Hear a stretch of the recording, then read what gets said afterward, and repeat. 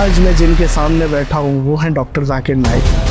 1965 में आपकी पैदाइश हुई। जी हाँ, 18 अक्टूबर। 18 अक्टूबर मेरी भी है। बचपन का जो जाकिर नाइक था वो कैसा था? मैं शरारती था। डॉक्टर साहब, आप जो माहौल में आए, इसका क्रेडिट आपकी वालिदा को जाता है या वालिद को जाता है? अगर क्रेडिट जाता है डॉक्टर इसरा अहमद। यजीद के मसले पे मैं लाना चाह रहा हूँ आपको। ये जो कंट्रोवर्सी थी उसका जवाब तो पूरा मैंने मुकम्मल दे चुका। जरूरी का नादिर अली से सुने। कभी ऐसा कोई सवाल जो आप भी सोचने पे मजबूर हो गए हो कि यार इस बात का क्या जवाब? सबसे पॉपुलर इंसान जिसको मैं डिबेट किया हूँ विलियम कैम्पबेल है। उनने तकरीबन 38 साइंटिफिक एरर्स निकाली कुरान में। इसका जवाब मेरे पास नहीं। सबसे टफ आपको या इंटेलिजेंट कौन लगा? वो है शीशी रविशंकर। उस टाइम नंबर 1 पे थे। अब इंडिया जाना आपके लिए पॉसिबल है या नहीं? उनके लिस्ट में तो नंबर 1 है जाकिर नाइक है। तो वापस जाने के चांसेस तो नहीं है। बड़े तादाद में गैर मुसलमान अगर इस्लाम से मुतासिर होकर इस्लाम कबूल करते हैं तो मैं उनके लिए टेररिस्ट ही बन गया ना। वो बांग्लादेशी बम वाला भी आपके हाथ से निशान दिया। लेकिन जाकिर नाइक के लेक्चर देख के वो नो टेररिस्ट अटैक किया। मोदी साहब को कोई मशवरा देंगे? सबसे बड़ा खिलवाड़ उन्होंने किया जो कश्मीर की आज़ादी उसको हटा दिया। दुनिया का सबसे एक्सपेंसिव घर किसका है? मुकेश अंबानी का। उसकी प्रॉपर्टी किसकी है? वक्फ बोर्ड की प्रॉपर्टी। अभी मुसलमान को जागना चाहिए। अगर एक मस्जिद हमारी बाबरी मस्जिद गई, अगर ये अमेंडमेंट बिल पास हो गया तो हजारों मस्जिद जाएंगी। अगर आप नहीं जागेंगे आज, अल्लाह आपको दोषी ठहराएंगे। जब शाहरुख खान आपसे मिलते हैं तो किस चीज पे बात करते हैं? क्या इम्पोर्टेंट है रखना? पाकिस्तान का बात। अस्सलाम वालेकुम मोअज़्ज़िज़ ख़वातीन व हज़रात, मैं हूं नादिर अली। दीन की तबलीग करके किया पूरी दुनिया को लाइक। आज मैं जिनके सामने बैठा हूं वो हैं डॉक्टर जाकिर नाइक। अस्सलामु अलैकुम व रहमतुल्लाहि व बरकातुहू। वालेकुम अस्सलाम व रहमतुल्लाहि व बरकातुहू। Dream comes true. डॉक्टर साहब, आप बिलीव करें कि मैंने जब पॉडकास्ट फॉर्मेट को शुरू किया तो कुछ मैंने टिक मारे थे नामों को कि ये मैं अल्लाह करे एग्जीक्यूट हो जाए। आपका नाम सर फहरिस्त था और आज मैं आपके सामने बैठा हूँ। मोमेंट है ये मेरे लिए। Thank you so much. आपने इतने कम शॉर्ट नोटिस पे आपने इनविटेशन को कबूल किया। आप बहुत मसरूफ़ थे और आपने अपनी मसरूफियत से टाइम निकाला और मैं उड़ के 6 घंटे की फ़्लाइट लेके डायरेक्ट मैं आपके पास आया हूँ आज। बहुत शुक्रिया। अल्हम्दुलिल्लाह। अल्हम्दुलिल्लाह। डॉक्टर साहब खैरियत से हैं? ठीक ठाक है? अल्हम्दुलिल्लाह, अल्लाह का फजल है। हम इंग्लिश में बात करेंगे या उर्दू में? जो भी आपको डॉक्टर साहब, सबसे पहले हम बिल्कुल बचपने से शुरू करेंगे। 1965 में आपकी पैदाइश हुई जो कि विकिपीडिया बताती है, सही है? जी हाँ, 18 अक्टूबर। 18 अक्टूबर। 18 अक्टूबर। अच्छा, इत्तेफाक से 18 अक्टूबर मेरी भी है। 92 जी, 18 अक्टूबर 1965 में आपकी पैदाइश हुई है मुंबई में और बॉर्न एंड रेज वहीं के आप। और आप थोड़ा सा बताइए मुझे कि बचपन का जो जाकिर नाइक था, जो छोटा सा बच्चा था, वो कैसा था? शरारती था, शायर था, इंट्रोवर्ट था, एक्सट्रोवर्ट था, क्या था? अल्हम्दुलिल्लाह, बचपन में आप मुझे कह सकते थे कि मैं शरारती था। अल्हम्दुलिल्लाह। साथ साथ अक्सर लोग जानते हैं कि बचपन से मैं हकलाता हूँ। अच्छा। अगर कौन मुझसे पूछता था कि मेरा नाम क्या है तो मैं कहता था मेरा नाम है जाकिर। तो बचपन में हकलाता था और पूरे स्कूल की ज़िंदगी में हमारे school Saint Peter's high school में एक सब्जेक्ट होता था पब्लिक स्पीकिंग या स्पीकिंग होता था। तो उसके अंदर टीचर्स मुझे PF देती थी, पास फेल।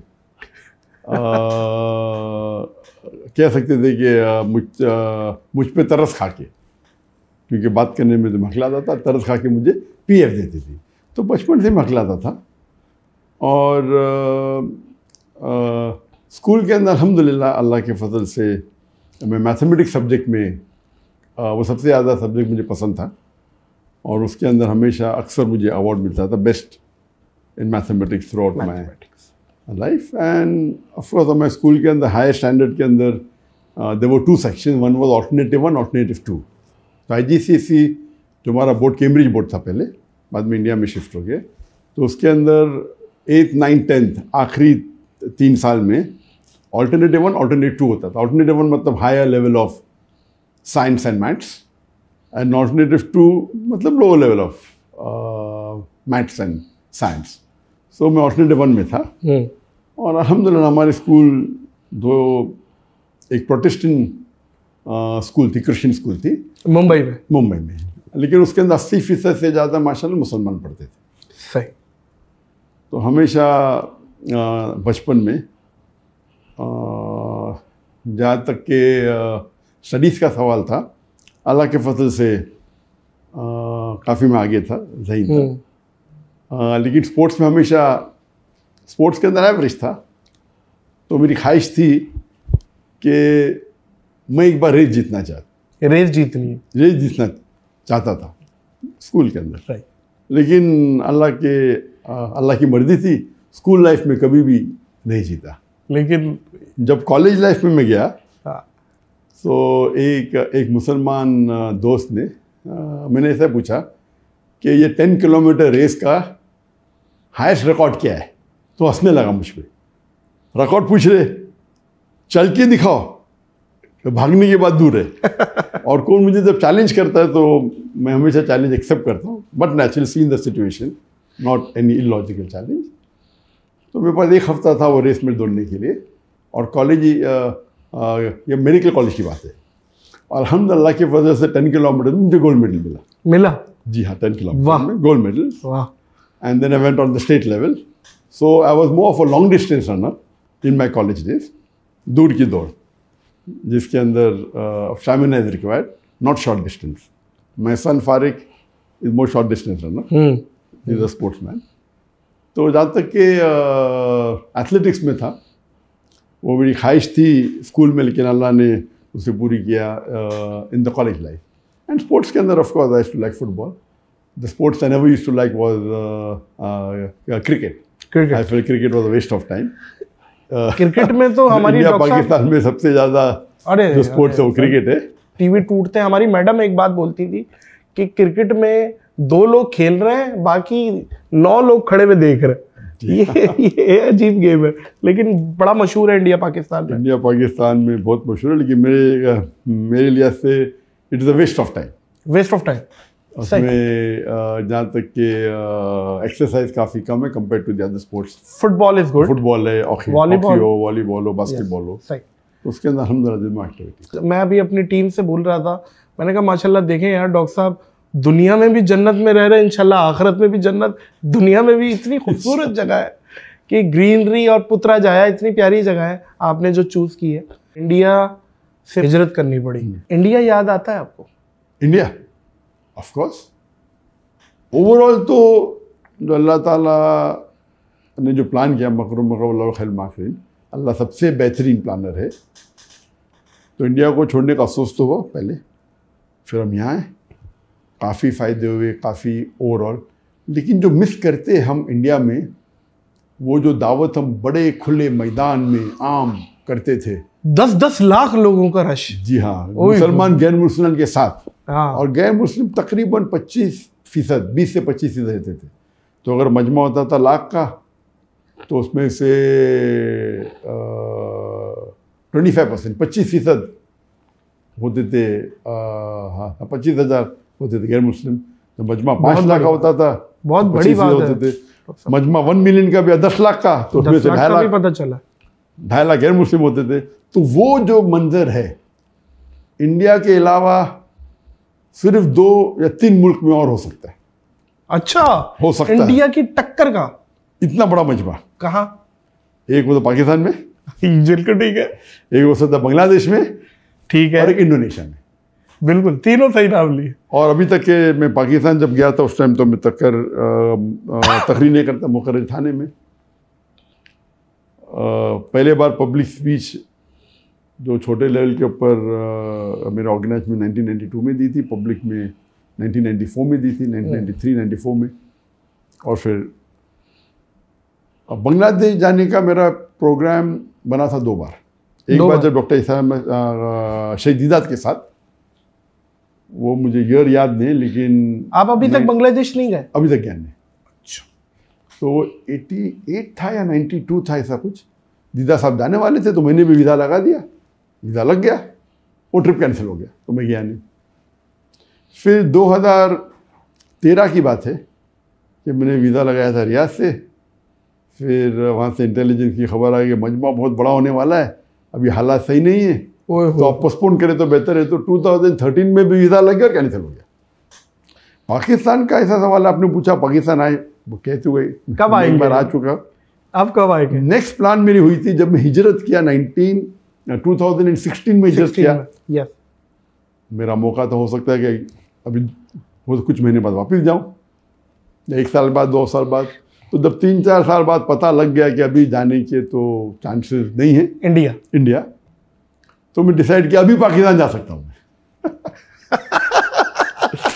तो 2020 के स्टार्टिंग में या 2019 के एंडिंग में जब डिसाइड किया कि अभी इंडिया जाने के चांसेस तो बहुत कम है, अभी पाकिस्तान जाने में कोई हर्ज नहीं, पाकिस्तान में तो वेलकम करेंगे, काफ़ी दावत है, काफ़ी लोग जानते हैं जितने। सर एक सवाल बनता है मेरा, जी, और ये इंडियन ऑडियंस जो संजीदा ऑडियंस है उनसे भी सवाल है कि एक ऐसा शख्स जो कि मैं समझता हूँ कि इस उम्मत में इस टाइम इंटरनेशनली कंपैरेटिवली रिलीजन्स को इतना अच्छा समझते हैं, जो शायद जिसकी मिसाल ना मिलती हो इंडिया में, मतलब मुझे ये समझ नहीं आ रहा कि क्यों नहीं आप जा सकते। आपका घर है, मतलब आप मक्का में हैं और आपको पता चल रहा है कि इंडिया में ये हो गया और आप मक्का से जाते ही नहीं अपने घर और आप मलेशिया शिफ्ट हो जाते हैं। ये थोड़ा सा इस चीज़ को बताएं, ये क्या था? पाकिस्तान आने की मुमानियत नहीं थी पहले। पाकिस्तान आने के लिए पाकिस्तान वीज़ा मिलना मुश्किल है, लेकिन मेरे लिए बहुत आसान था, सब लोग जानते, मेरे वालिद भी जानते। तो पाकिस्तान वीज़ा मिलने तो मेरे लिए तो एक फ़ोन कॉल था, ठीक है। तो मुमानियत तो थी नहीं, जाना चाहता तो जा सकता था, और मैं 91 में गया था। लेकिन जो मैं दावती काम कर रहा था तो इस्लाम का उसूल है, शरिया का उसूल है, let a small loss take place to prevent a big loss. एक छोटे नुकसानात को उठा लो बड़ी नुकसान को बचाने के लिए। अगर मैं पाकिस्तान जाता था तो हो सकता है मैं इदारा बंद हो जाता था, तो कुछ इल्ज़ाम लगाते थे कि ISI के साथ जुड़ा हुआ है। जी। तो वो डर के वजह से मैं नहीं गया। ऐसा मैं तो पाकिस्तान से मोहब्बत करता हूँ। बाहर जब जाता था मैक्सिमम दुनिया में अगर कोई भी एम्बेसडर से मिला, वो पाकिस्तानी एम्बेसडर, जो भी मुल्क में जाता हूँ तो ग्रेट चांसेस, चाहे वो सऊदी अरेबिया हो, UAE हो, बहरीन हो, गल्फ कंट्री हो, फॉरेन किधर भी जाते थे तो पाकिस्तानी एम्बेसडर से तो मुलाकात होती थी, खाना का मिलने आ जाते, और पाकिस्तानी लोग से तो मोहब्बत थी। लेकिन एहतियातन मैं खुद माहौल जब देखा तो इसीलिए खुद मैंने आप नहीं गया। अब लेकिन क्या चांसेस हैं डॉक्टर साहब इंडिया के वापसी के? तो इसीलिए 2019 में जब मेरा इरादा हो गया कि वापस जाने के चांसेस तो नहीं है, तो मैंने कहा अभी पाकिस्तान जा सकते हैं हम। तो मेरी प्लानिंग थी 2020 में एंडिंग में आने की पाकिस्तान, और मैं लोग से कांटेक्ट किया तो पूरा हो गया था प्लान। तो ये 2020 के स्टार्टिंग में प्लान हुआ, और बड़े बड़े जो गवर्नमेंट के लोग सब अग्री किए। लेकिन आ गया कोविड आ गया। तो कोविड आने की वजह से ये पोस्टपोन हो गया। और नॉर्मली प्लानिंग रहती है काफ़ी, मेरी जो कंट्री से इन्विटेशन रहते तो प्लानिंग रहती है, तो वो उसके वजह से 2020 में फिर कैंसिल हो गया। कोविड था 2020 मार्च के अंदर, पूरा लॉकडाउन हो गया। फिर 21 में तो कोई लेक्चर टूर हो नहीं, फिर अभी लेक्चर टूर शुरू हुआ 2022 में। 21 में मलेशिया में शुरू किया लेक्चर देना में, लेकिन इंटरनेशनली 2020 से शुरू और अभी वापस खुल गया। तो अब आपका है इरादा? जी अभी तो इरादा है, इन्विटेशन वापस से आने लगी, और 2020 में आप आने वाले थे। सर मुझे ऐसा लग रहा है कि अब आप आ जाएंगे, मेरा दिल कह रहा है। अभी इन्विटेशन हाल में आ गए तो इंशाअल्लाह, लेकिन अभी फिर से वो हालात जो होते पाकिस्तान में, ये प्रोटेस्ट हो रहा है, वो प्रोटेस्ट हो रहा है, तो वो डेट का ज़रा इंशाअल्लाह अल्लाह चाहो तो मैं चाहता हूँ कि इस साल आए इंशाअल्लाह। होपफुली दुआ करिएगा मौजूद ख़वातीन और हज़रात, आप लोग भी, कि डॉक्टर साहब पाकिस्तान आए। डॉक्टर साहब मेरा सवाल वहीं रह गया, अब इंडिया जाना आपके लिए पॉसिबल है या नहीं है? इंडिया जाना तो एकदम आसान है, बाहर निकलना मुश्किल है। जाना तो इन्होंने रेड कार्पेट देगी, मुझे आओ भाई आओ, अच्छा अंदर आओ, जेल में बैठो, अरेस्ट कर लेंगे वो, जाहिर है।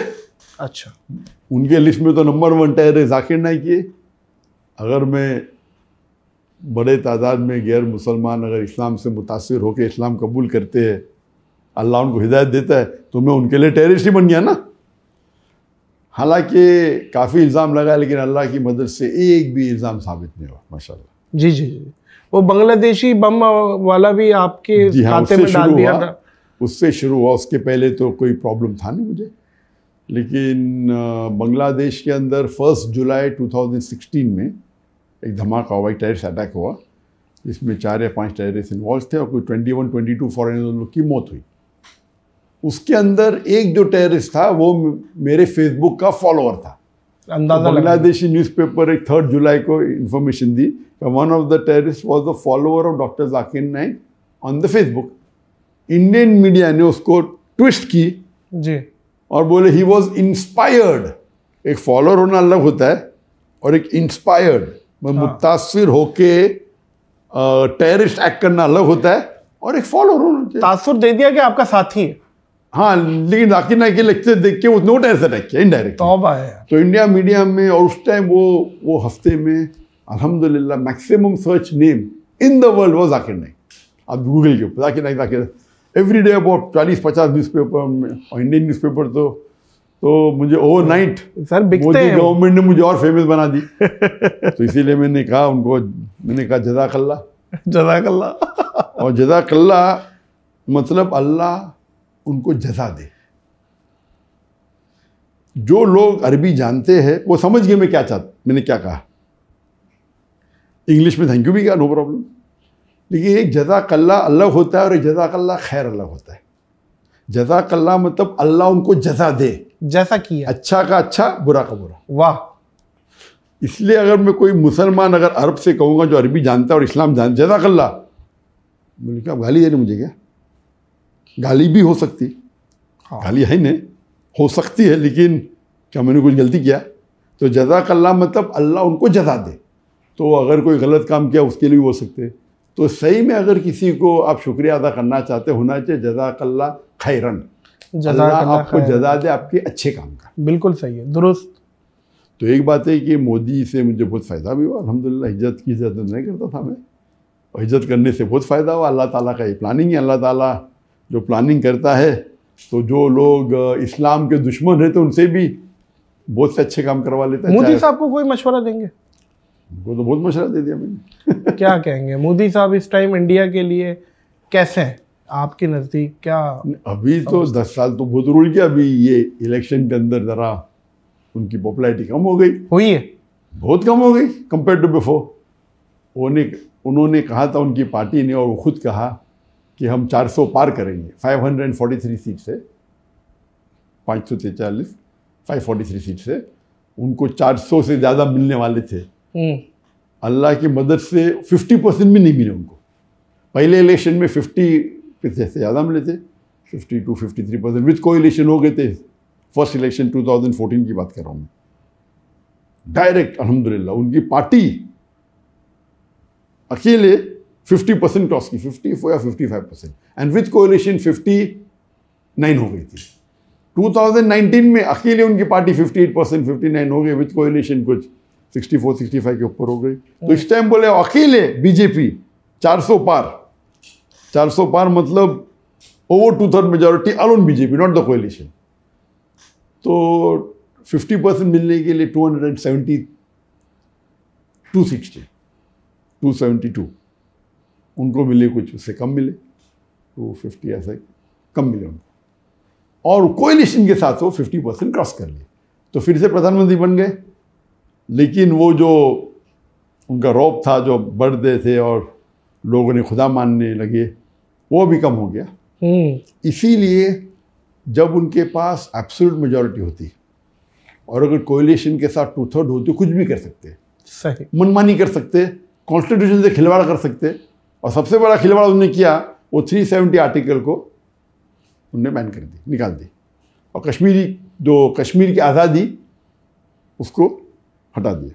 और उस वक्त ये चल रहा था, जब 370 निकालने के पहले, कुछ महीने पहले, उनने अपने एक सबॉर्डिनेट, एक एमिसरी इंग्लिश में बोलते, एक आदमी को भेजा मुझे मिलने के लिए मलेशिया में।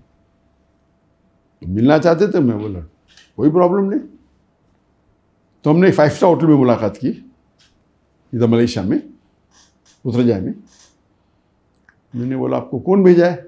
तो बोला डायरेक्ट मुझे मोदी जी और अमित शाह ने भेजा, प्राइम मिनिस्टर और होम मिनिस्टर ने। ये कभी की बात है 2018, जब ये 370 आर्टिकल निकला कश्मीर का, उसके कुछ महीने पहले। सही।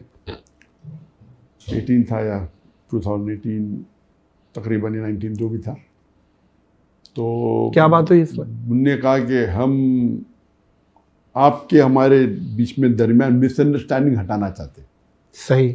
तो मैंने कहा मेरे हिसाब से अगर मुझे कोई दुनिया में मेरे फैमिली के बाद अच्छी तरीके से जानता है वो आपकी इंटेलिजेंस है। मेरे फैमिली के बाद अगर मुझे कोई एकदम गहराई से जानता है वो आप लोग हैं। मेरी ज़िंदगी तो एक ओपन बुक है, खुली किताब है। वो अलग बात है कि आपको मेरे काम पसंद नहीं आते, लेकिन मैंने कोई भी कॉन्स्टिट्यूशन का एक भी हिस्सा आई have not broken any law of Indian government. वो पैचअप करना चाह रहे थे आप लोग? हाँ बिल्कुल सही। क्यों? तो बात तकरीबन हुई 5-6 घंटे तक। अच्छा।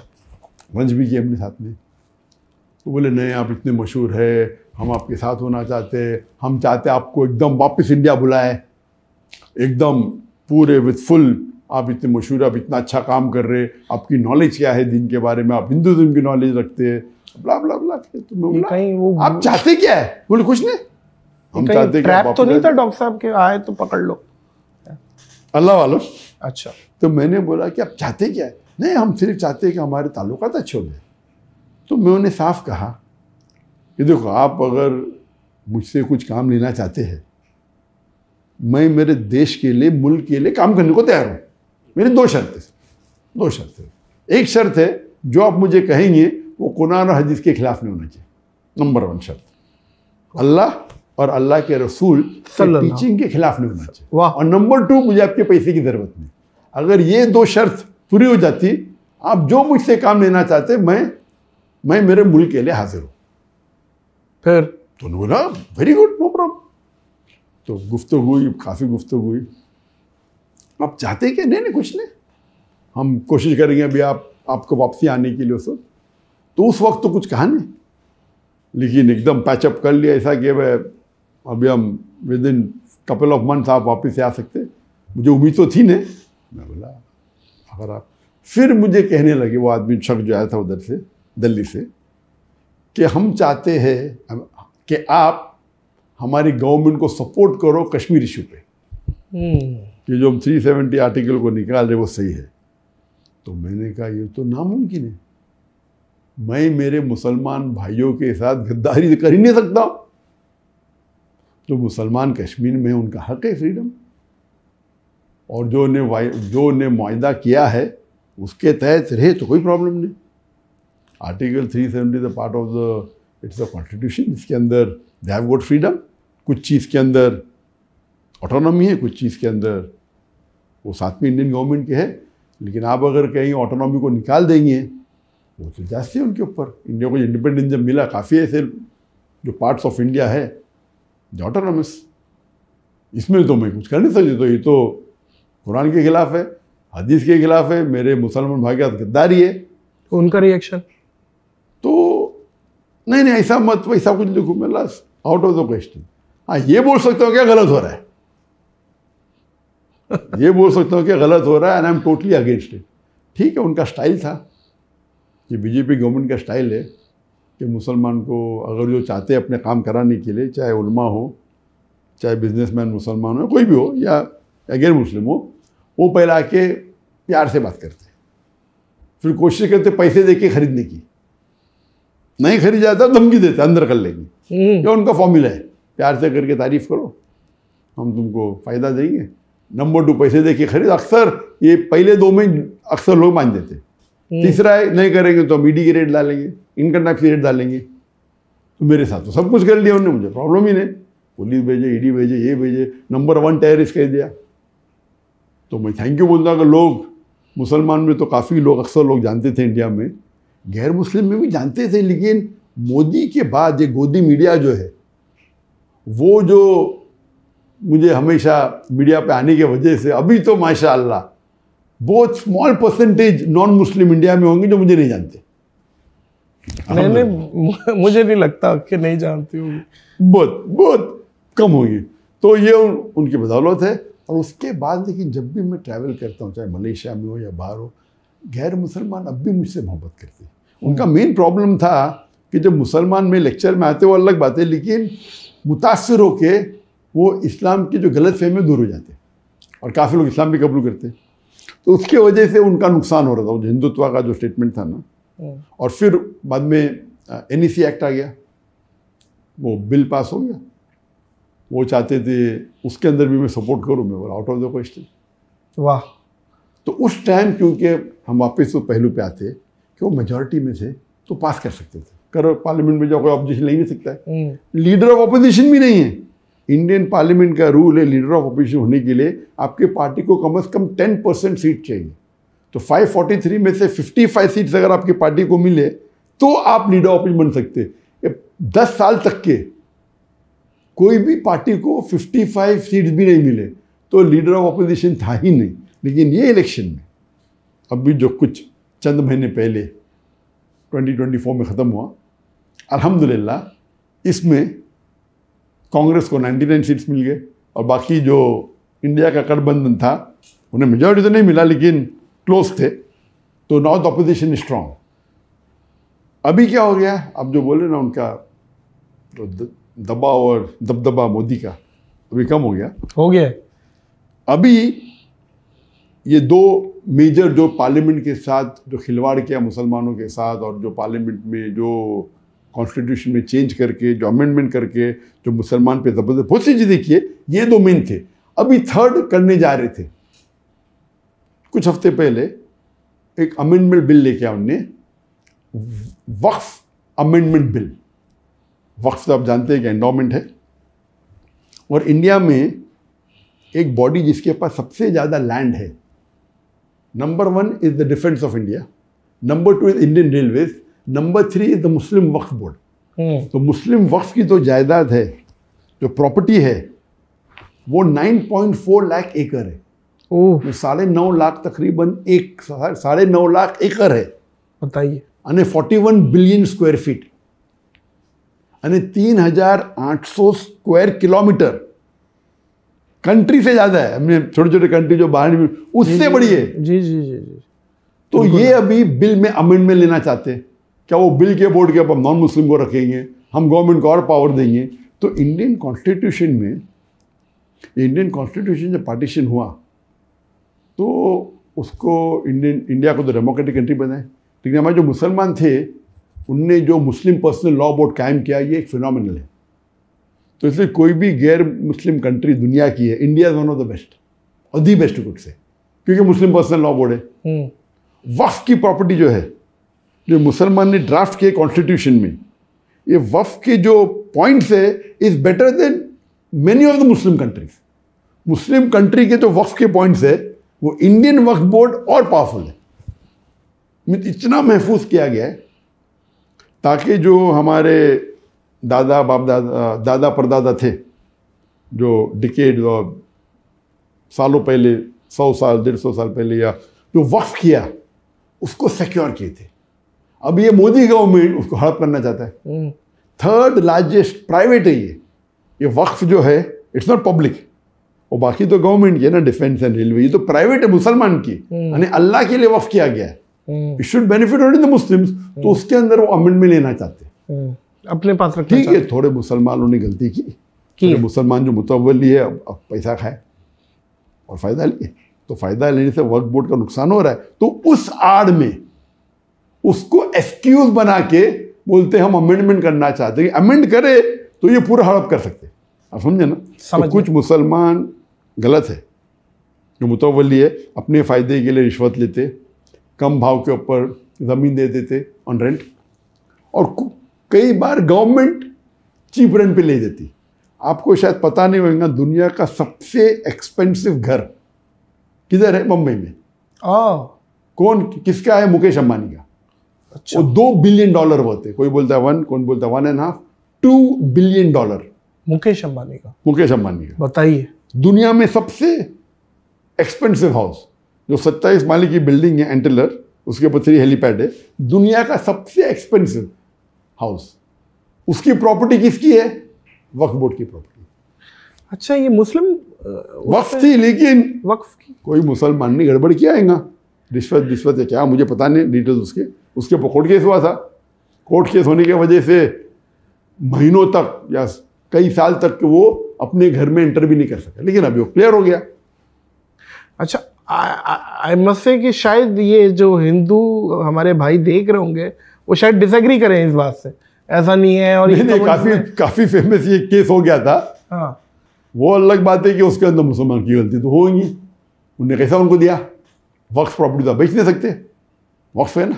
हाँ, वक्फ प्रॉपर्टी आप रेंट कर सकते, ये कर सकते। तो इसीलिए मैं कहता हूँ कि कुछ मुसलमान अपने फ़ायदे के लिए कुछ ना कुछ गलत कर देंगे, तो उसको इम्प्रूव करने के लिए आप लॉ में तब्दीली ला सकते। इतनी तब्दीली मत लाओ कि आप पूरा हड़प कर सके। तो उनमें बोला अच्छा हम वापिस से चेक करेंगे वक्फ प्रॉपर्टी है कहने, हम गैर मुस्लिम को बनाएंगे उसके कमेटी में। गैर मुस्लिम कैसे कमेटी में आ सकता है? फिर कहने लगा कुछ प्रॉब्लम हुआ तो डीएम में वो डिस्ट्रिक्ट मजिस्ट्रेट कर सकता है। वो डिस्ट्रिक्ट मजिस्ट्रेट तो वो तो पूरा पॉलिटिकल अपॉइंटेड है। उसका मतलब ये अगर अमेंडमेंट बिल आ गया तो गवर्नमेंट चाहे तो आराम से प्रॉपर्टी हड़प कर सकती। सही है। तो ये मैंने चंद रोज पहले कहा। मेरा जो लास्ट सैटरडे हुआ था, हाँ, अभी क्या है, थर्सडे, तो 4 या 5 दिन पहले मैंने मेरे लाइव Q&A में कहा आज डॉक्टर जाकिर में। तो अभी इंडिया मीडिया में ऑफिस से आ गया, डॉक्टर जाकिर नाइक भड़कीले बयान दे रहा है, मुसलमान को भड़का रहा है इंडियन गवर्नमेंट के खिलाफ। शुरू हो गया। नहीं, वो डॉक्टर साहब जवाब नहीं मिला मुझे कि जब आपने उनको जवाब दे दिया जो इंडियन ऑफिशियल्स आए थे, तो उनका क्या रिएक्शन था? वो फिर उठ के चले गए? नहीं, उस टाइम तो बाद में मेरे कांटेक्ट में थे ना। उधर गए तो एकदम अच्छे से गए, अभी आप अभी ग्रीन सिग्नल दे दे, आप वापस से इंडिया आ सकते। हाँ, मुझे तो उम्मीद थी नहीं, लेकिन मैं मेरे मुल्क के लिए जो भी जायज़ है, India is a great country. Yes, Modi ने अगर कुछ प्रॉब्लम किया तो इंडिया इख्तलाफ हो सकता है, जगह से नहीं है। India in terms of amongst the non-Muslim countries in the world, one of the best. अच्छा, non-Muslim country, वो सब मुस्लिम कंट्री से भी अच्छा है। सही, अल्हम्दुलिल्लाह। वो एक अलग सब्जेक्ट है। अब इंडिया आप नहीं जाएंगे? नहीं, अल्लाह चाहो तो क्यों नहीं। अगर अभी मोदी नहीं रहा और जो नेक्स्ट गवर्नमेंट अगर जस्ट रहेंगी तो जरूर जाऊंगा मैं। क्योंकि अभी तक के I have not been convicted. जब इंडियन गवर्नमेंट ने फाइल की मेरे खिलाफ कोर्ट के अंदर, मेरी पूरी प्रॉपर्टी को जब्त कर लिया, तो हमने उनको कोर्ट के अंदर उसके अगेंस्ट पिटीशन फाइल की। तो उसका जज जो था, द चीफ जज ऑफ द ईडी कोर्ट, उसका नाम था मनमोहन सिंह, वो सिख था। तो उनने जब इल्ज़ाम लगाया था आपके टेररिस्ट है, टेररिस्ट बयान देता है, लोग को बोलता है, भड़काले बयान देता है और टेररिज्म फैलाता है, तो वो जज ने कहा कि आपको शायद पता नहीं, मैंने सैकड़ों जाकिर नाइक के लेक्चर देख चुका हूँ। आप मुझे एक लेक्चर बताओ उनका, डॉक्टर जाकिर नाइक का, इन कॉन्टेक्स्ट उनने टेररिज्म को प्रमोट किया है, और मैं उनके पूरे प्रॉपर्टी के ऊपर जब्त लगाने का ऑर्डर दे दूंगा। सही, सिर्फ एक। हाँ, नहीं, लॉयर चुप हो गया। तो उनने कहा कि आपने डॉक्टर जाकिर नाइक के बयान देखे? तो लॉयर बोला नहीं देखा मैंने। तो आपने जब सुने ने उन पे इल्जाम लगा रहे, कम से कम सुनो तो सही। तो हिस्टोरिकल जजमेंट था, तो उसके ऊपर स्टे आ गया। बस स्टे आने की वजह से हम उनको बेच नहीं सकते, प्रॉपर्टी को रेंट नहीं कर सकते। लेकिन उसके बाद आपको पता है, अगर कोई जज, उस टाइम मोदी का काफ़ी पावर, अभी भी है, जुडिशरी है, नहीं जरा ज़्यादा, तो जुडिशरी भी डरने लगी। आपने बयान उनके, अगर आपने फैसला उनके हिसाब से नहीं किया, आपको ट्रांसफर कर लेते उनके हाथ में। तो इंटरफेरेंस बहुत था, ये अभी कम हो गया। तो ये जो आप बोल रहे मोदी का जो पावर है अभी, ये अमेंडमेंट बिल क्या हो गया, जब उनने टेबल किया, ऑपोजिशन ने ऑब्जेक्शन लिया, तो parliament had to put it to a judiciary parliament. आप समझे ना। और बोले जिसको ऑब्जेक्शन है 13 सितंबर इज डेडलाइन, 13 सितंबर तक जो मुसलमान को बिल पे ऑब्जेक्शन करो, तो ये जुडिशरी पैनल हो गया। तो मैंने मेरे बयान में क्या और एक पोस्ट किया, क्या अभी मुसलमान को जागना चाहिए। अगर एक मस्जिद हमारी बाबरी मस्जिद गई तो इतना हल्ला गुल्ला हुआ, ठीक है, हाथ से निकल गई। अगर ये अमेंडमेंट बिल पास हो गया तो हज़ारों मस्जिद जाएंगी, क्योंकि ये वक्फ प्रॉपर्टी, जैसा मैंने कहा, 3800 स्क्वायर किलोमीटर से ज़्यादा है। इट इज़ 9.5 लाख तकरीबन एकड़ लैंड है। इसके अंदर हज़ारों मस्जिदें, लाखों होंगी, हज़ारों कब्रिस्तान है, मदरसा है, प्रॉपर्टीज़ है, आराम से हाथ से जा सकती है, हम कुछ नहीं कर सकते। तो मैंने कहा मुसलमानों से, अगर आप नहीं जागेंगे आज, अल्लाह आपको दोषी ठहराएगा, आपको और हमको। बेशक, ये हमारा फ़र्ज़ है। अगर हमारे बाप दादा ने, परदादा ने वक्फ किया है तो हमारे बेहतरी के लिए, और हम सो रहे हैं, हम इसके रिस्पॉन्सिबल है। तो मैंने कहा आप जाके ऑब्जेक्शन रेज करो। और अगर 2.5% मुसलमान भी, हमारी आबादी 210 मिलियन है, 210 मिलियन है, 21 crore according to PW report and Indian report, अगर 2.5% भी, अगर 50 लाख भी ऑब्जेक्शन किए, 2.5% सिर्फ, तो ये बिल रुक जाएगा। तो क्योंकि मैं मुसलमानों को कह रहा था ऑब्जेक्शन लो, तो ये गोदी मीडिया को अब देखेंगे, अभी शुरू हो गया। मैं कल परसों देख रहा था, oh doctor Zakir Naik is inciting hate. What inciting hate? मैं हक मान रहे हमारा। If I am trying to guide the Muslim brothers and sisters कि आप ये बिल को रिजेक्ट करो, तो ये अमेंडमेंट बिल रुक जाएंगी और मुसलमान का फायदा होगा। डॉक्टर साहब, आप जो माहौल में आए, दीनी माहौल में, इसका क्रेडिट आपकी वालदा को जाता है या वालिद को जाता है, किसको जाता है? वहाँ से वो लोग भी माहौल में थे या आप निकले हैं घर से और आपने एक लेगेसी कंटिन्यू की है? ये क्या हुआ बताइए। जहाँ तक कि घर का माहौल था, अल्हम्दुलिल्लाह घर का माहौल काफ़ी इस्लामिक था, लेकिन वालिदैन ने कभी भी हमें फोर्स नहीं किया, कभी भी फोर्स नहीं किया कि नमाज पढ़ो। कहते थे, लेकिन कभी ज़बरदस्ती नहीं की। ठीक है। तो हम जब मैं स्कूल में था, तो बचपन से याद है मुझे कि मैं नर्सरी के अंदर या जूनियर KG में रोज़ा रखा है, लेकिन पूरा महीना मैंने पूरा किया सेकेंड स्टैंडर्ड में, एट द एज ऑफ 7। तो 7 साल की उम्र में सबसे पहली बार मैंने पूरा रमज़ान रोज़ा रखा। उसके पहले एट द एज ऑफ 4 या 5 मैंने 5-10 से रखा होगा। और जहाँ तक कि नमाज़ पढ़ने का सवाल है, तो मैं मेरे वालिदैन को देखता था, तो मैं नमाज़ पढ़ता था, कभी दिन में 2 बार, कभी दिन में 3 बार, कभी दिन में 4 बार, लेकिन कभी वालिदैन ने ज़बरदस्ती नहीं करी, लेकिन लोग पढ़ते तो मैं भी पढ़ता था। स्टैंडर्ड 7 या 8 के अंदर है, जब मेरे वालिदैन की एक सहेली थी, जिसने मुझे कहा कि बेटा, आप जब नमाज़ पढ़ते तो 5 टाइम पढ़ते? मैं कभी कभी पढ़ता हूँ, कभी 3 बार, कभी 4 बार, कभी 5 बार। तो उन्होंने कहा कि आप जब नमाज़ पढ़ेंगे, तो अगर आपने नमाज़ पढ़ी असर की, तो अल्लाह से दुआ करो कि आपकी मगरिब मिस ना हो। जब मगरिब की नमाज़ पढ़ेंगे, तो नमाज के बाद दुआ करो कि ईशा मिस ना हो। ईशा की जब नमाज़ पढ़ेंगे, दुआ करो कि फजर मिस ना हो, और फजर के बाद दुआ करो कि ज़ोहर मिस ना हो, ज़ोहर के बाद असर मिस ना हो। ये 40 दिन तक की, अगर उसके बाद आपको अगर जितने बार पढ़ने का पढ़ो, तो मैंने कहा अच्छा, इंशाल्लाह 40 दिन तो पूरे करूँगा मैं, 40 दिन करने में क्या है। वाह। तो उस टाइम से अल्हम्दुलिल्लाह कहते हैं 40 दिन अगर आप नमाज को नहीं छोड़ोगे ना, तो फिर 40 दिन के बाद नमाज आपको नहीं छोड़ेगी, नमाज पकड़ लेगी आपको। तो ये एक आदत होती है, बन जाती है। तो 7वीं में था मैं तकरीबन अप्रॉक्सीमेटली, उस टाइम से माशाल्लाह 5 टाइम की नमाज। तो जहाँ तक कि घर का माहौल इस्लामिक था, लेकिन इट वाज ओपन। लाइक अब्बा अम्मी ने हमको फ्रीडम दिया था, जो आपको सही लगे कहो, वो गाइड करते थे। लेकिन एक एवरेज मुस्लिम जो करता है, 5 टाइम नमाज माशाल्लाह पढ़ते थे from the age of 7, standard 7 से एज ऑफ 13 से रोज़ा रखते थे माशाल्लाह, हज भी किया था। तो माहौल वैसा जो एवरेज मुस्लिम अच्छा, लेकिन दावती मिजाज नहीं था मेरी ज़िंदगी में। मैं 1987 में जब मैं मेडिकल कॉलेज में 2nd ईयर में था, तो उस वक्त मैंने शेख अहमद दीदा से मुलाकात की। वाह। तो मेरे वालिद का शौक़ था माशाल्लाह, वो कई उलमा से हमेशा रब्ता में रहते थे, और उनका मिजाज था कि ओपन माइंडेड थे, चाहे जमात इस्लामी हो, चाहे देवबंदी हो, चाहे बरेली हो, चाहे अहले हदीस हो, चाहे सलफ़ी हो। वाह। मुख्तलिफ इख्तलाफे राय रखते थे, लेकिन एक तरीके से, मतलब सारे भाई ने। वो माशाल्लाह मेरे वालिद का ज़रा अलग ही मिजाज था। ठीक है, आपको सही लगता है करो, मुझे ही सही लगता है। तो वो कभी बहस में नहीं पढ़ते थे, और वो अल्हम्दुलिल्लाह कि भाई हाँ, मैं 5 नमाज पढ़ो, ये करो सही। तो अहमद दीदा साहब आए थे बम्बई में 1987 में। सही। तो उन्होंने मुझे कहा कि मिलने आते। उस टाइम मैंने एक आध कैसेट देखा, तो मतलब क्या मिलने का, लेकिन वालिद ने कहा, इसलिए मैंने गया मिलने के लिए। और जब मिलने गया मेरे भाई के साथ, तो मेरे भाई ने कहा कि आपका लेक्चर रखते कल। तो उन्होंने बोले अभी रात का टाइम है, कल रात को मैं जा रहा हूँ।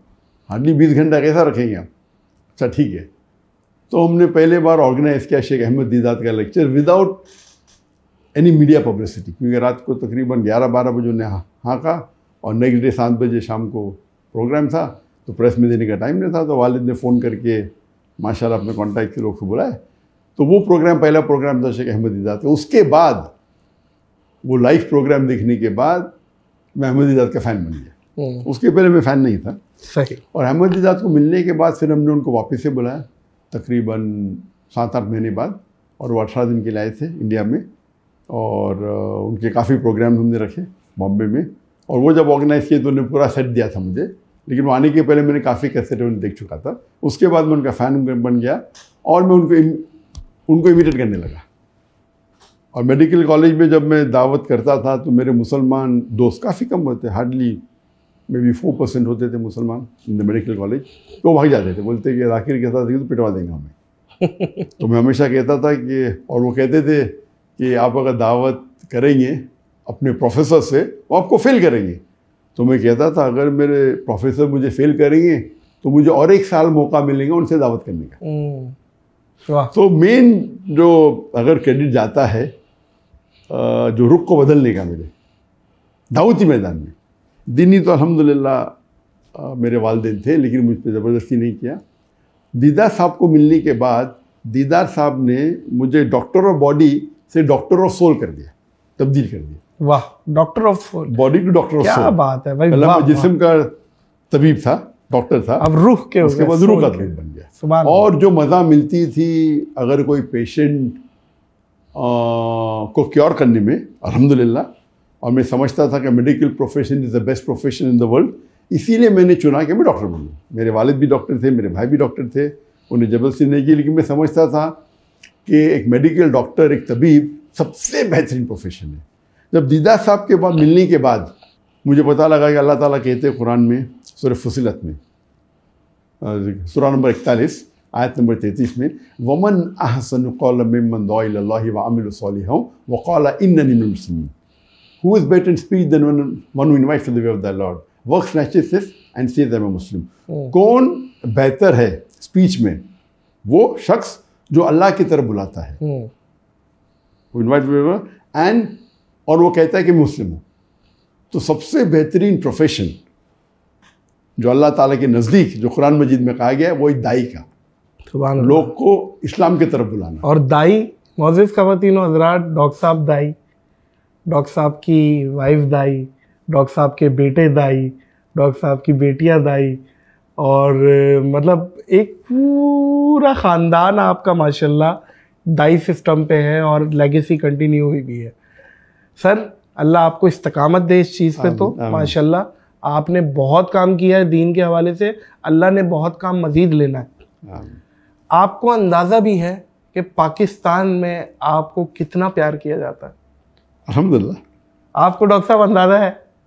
आप यकीन करें, मैं एयरपोर्ट पे आया, कहाँ जा रहे हैं नाज़िर भाई? मैं डॉक्टर साहब के पास जा रहा हूँ पॉडकास्ट। डॉक्टर जाकिर, अच्छा यार मेरा सलाम देना, मेरा ये सवाल करना, मुझसे ये, एवरीवन इज मतलब एक्साइटेड।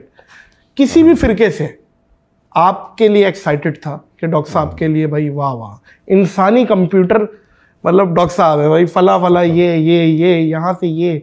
कंपैरेटिवली रिलीजन को जो स्टडी किया है वो आप, अल्लाह ने आपसे बहुत काम लिया है उस चीज़ से। पाकिस्तान कब आ रहा है? इंशाल्लाह पाकिस्तान में ज़िंदगी में एक बार आया था 1991 में, जब मैं दावती मैदान में ख़त्म रखा था, लेकिन इतना फेमस नहीं था। जब दीदार साहब से मुलाकात हुई थी 1987 में, वो 88 में लेक्चर किए। फिर दीदार साहब के बाद में मुतासिर हुआ डॉक्टर इसरार अहमद। तो पाकिस्तान का मेन मकसद था डॉक्टर इसरार अहमद से मिलने का। तो दीदार साहब से जब मुतासिर हुआ तो मैं कैसेट देखने लगा, उनके वजह से बाकी मौलाना, बाकी मुकर्रर की तकरीर देखने लगा। तो उर्दू में जो सबसे ज़्यादा मुतासिर हुआ वो थे डॉक्टर इसरार अहमद। तो दीदार साहब अंग्रेज़ी में थे और डॉक्टर इसरार अहमद, तो अल्लाह उनकी मग़फ़िरत करे, क्या अल्लाह फिरदौस, आमीन।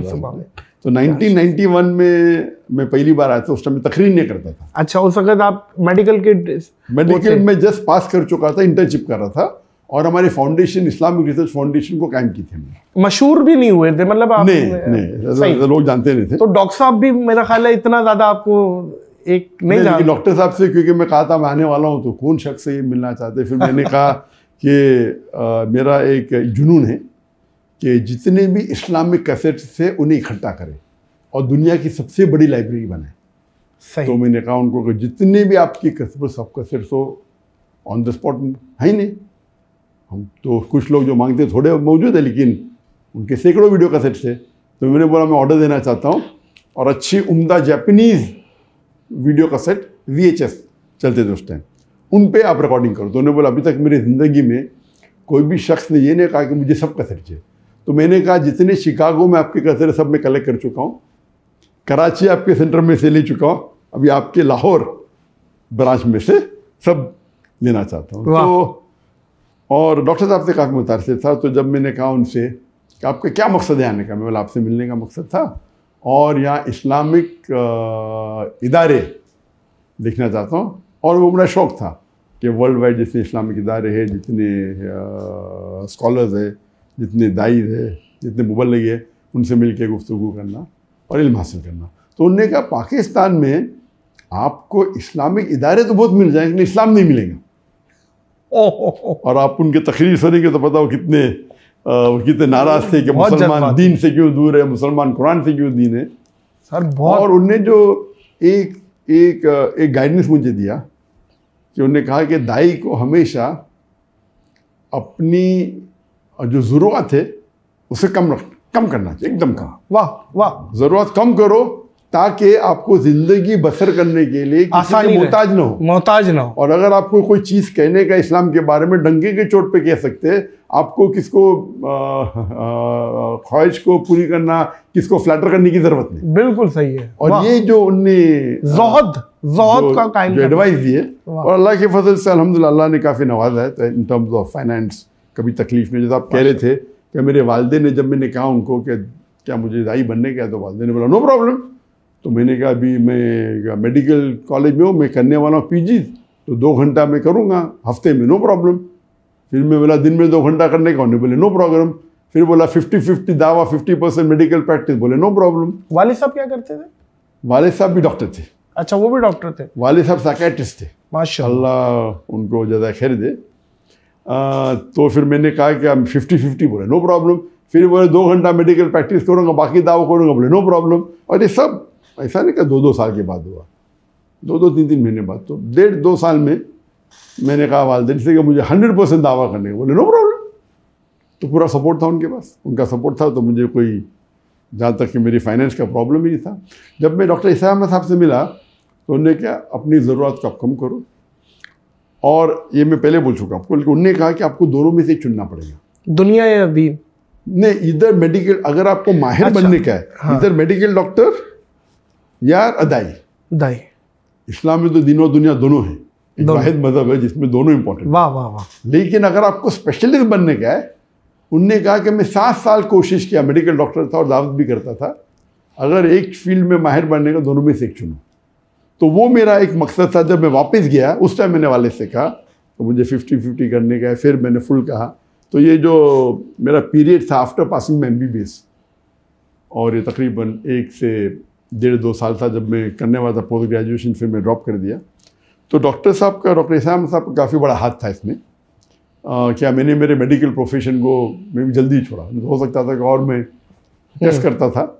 और वालिदैन की तरफ से पूरा सपोर्ट था, वालिदैन की तरफ से, भाई की तरफ से, बहन की तरफ से, फैमिली की तरफ से, कि आप अपनी फ़िक्र मत करो, आपकी लिविंग का फ़िक्र मत करो, आप फुल टाइम दाई बनो, हम आपको सपोर्ट करेंगे। डॉक्टर इसरार के बाद, उस मुलाकात के बाद उनसे मुलाकात नहीं हुई? जब आप माशाल्लाह फेम पा लिया आपने, इतने बड़े पब्लिक फिगर, 91 में मुलाकात हुई थी, उनके बाद हमेशा टच में थे।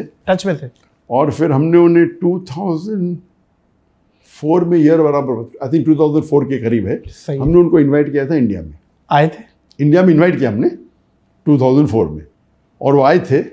और हमने माशाल्लाह उस टाइम हमारा लेवल ज़रा कुछ दूसरा था।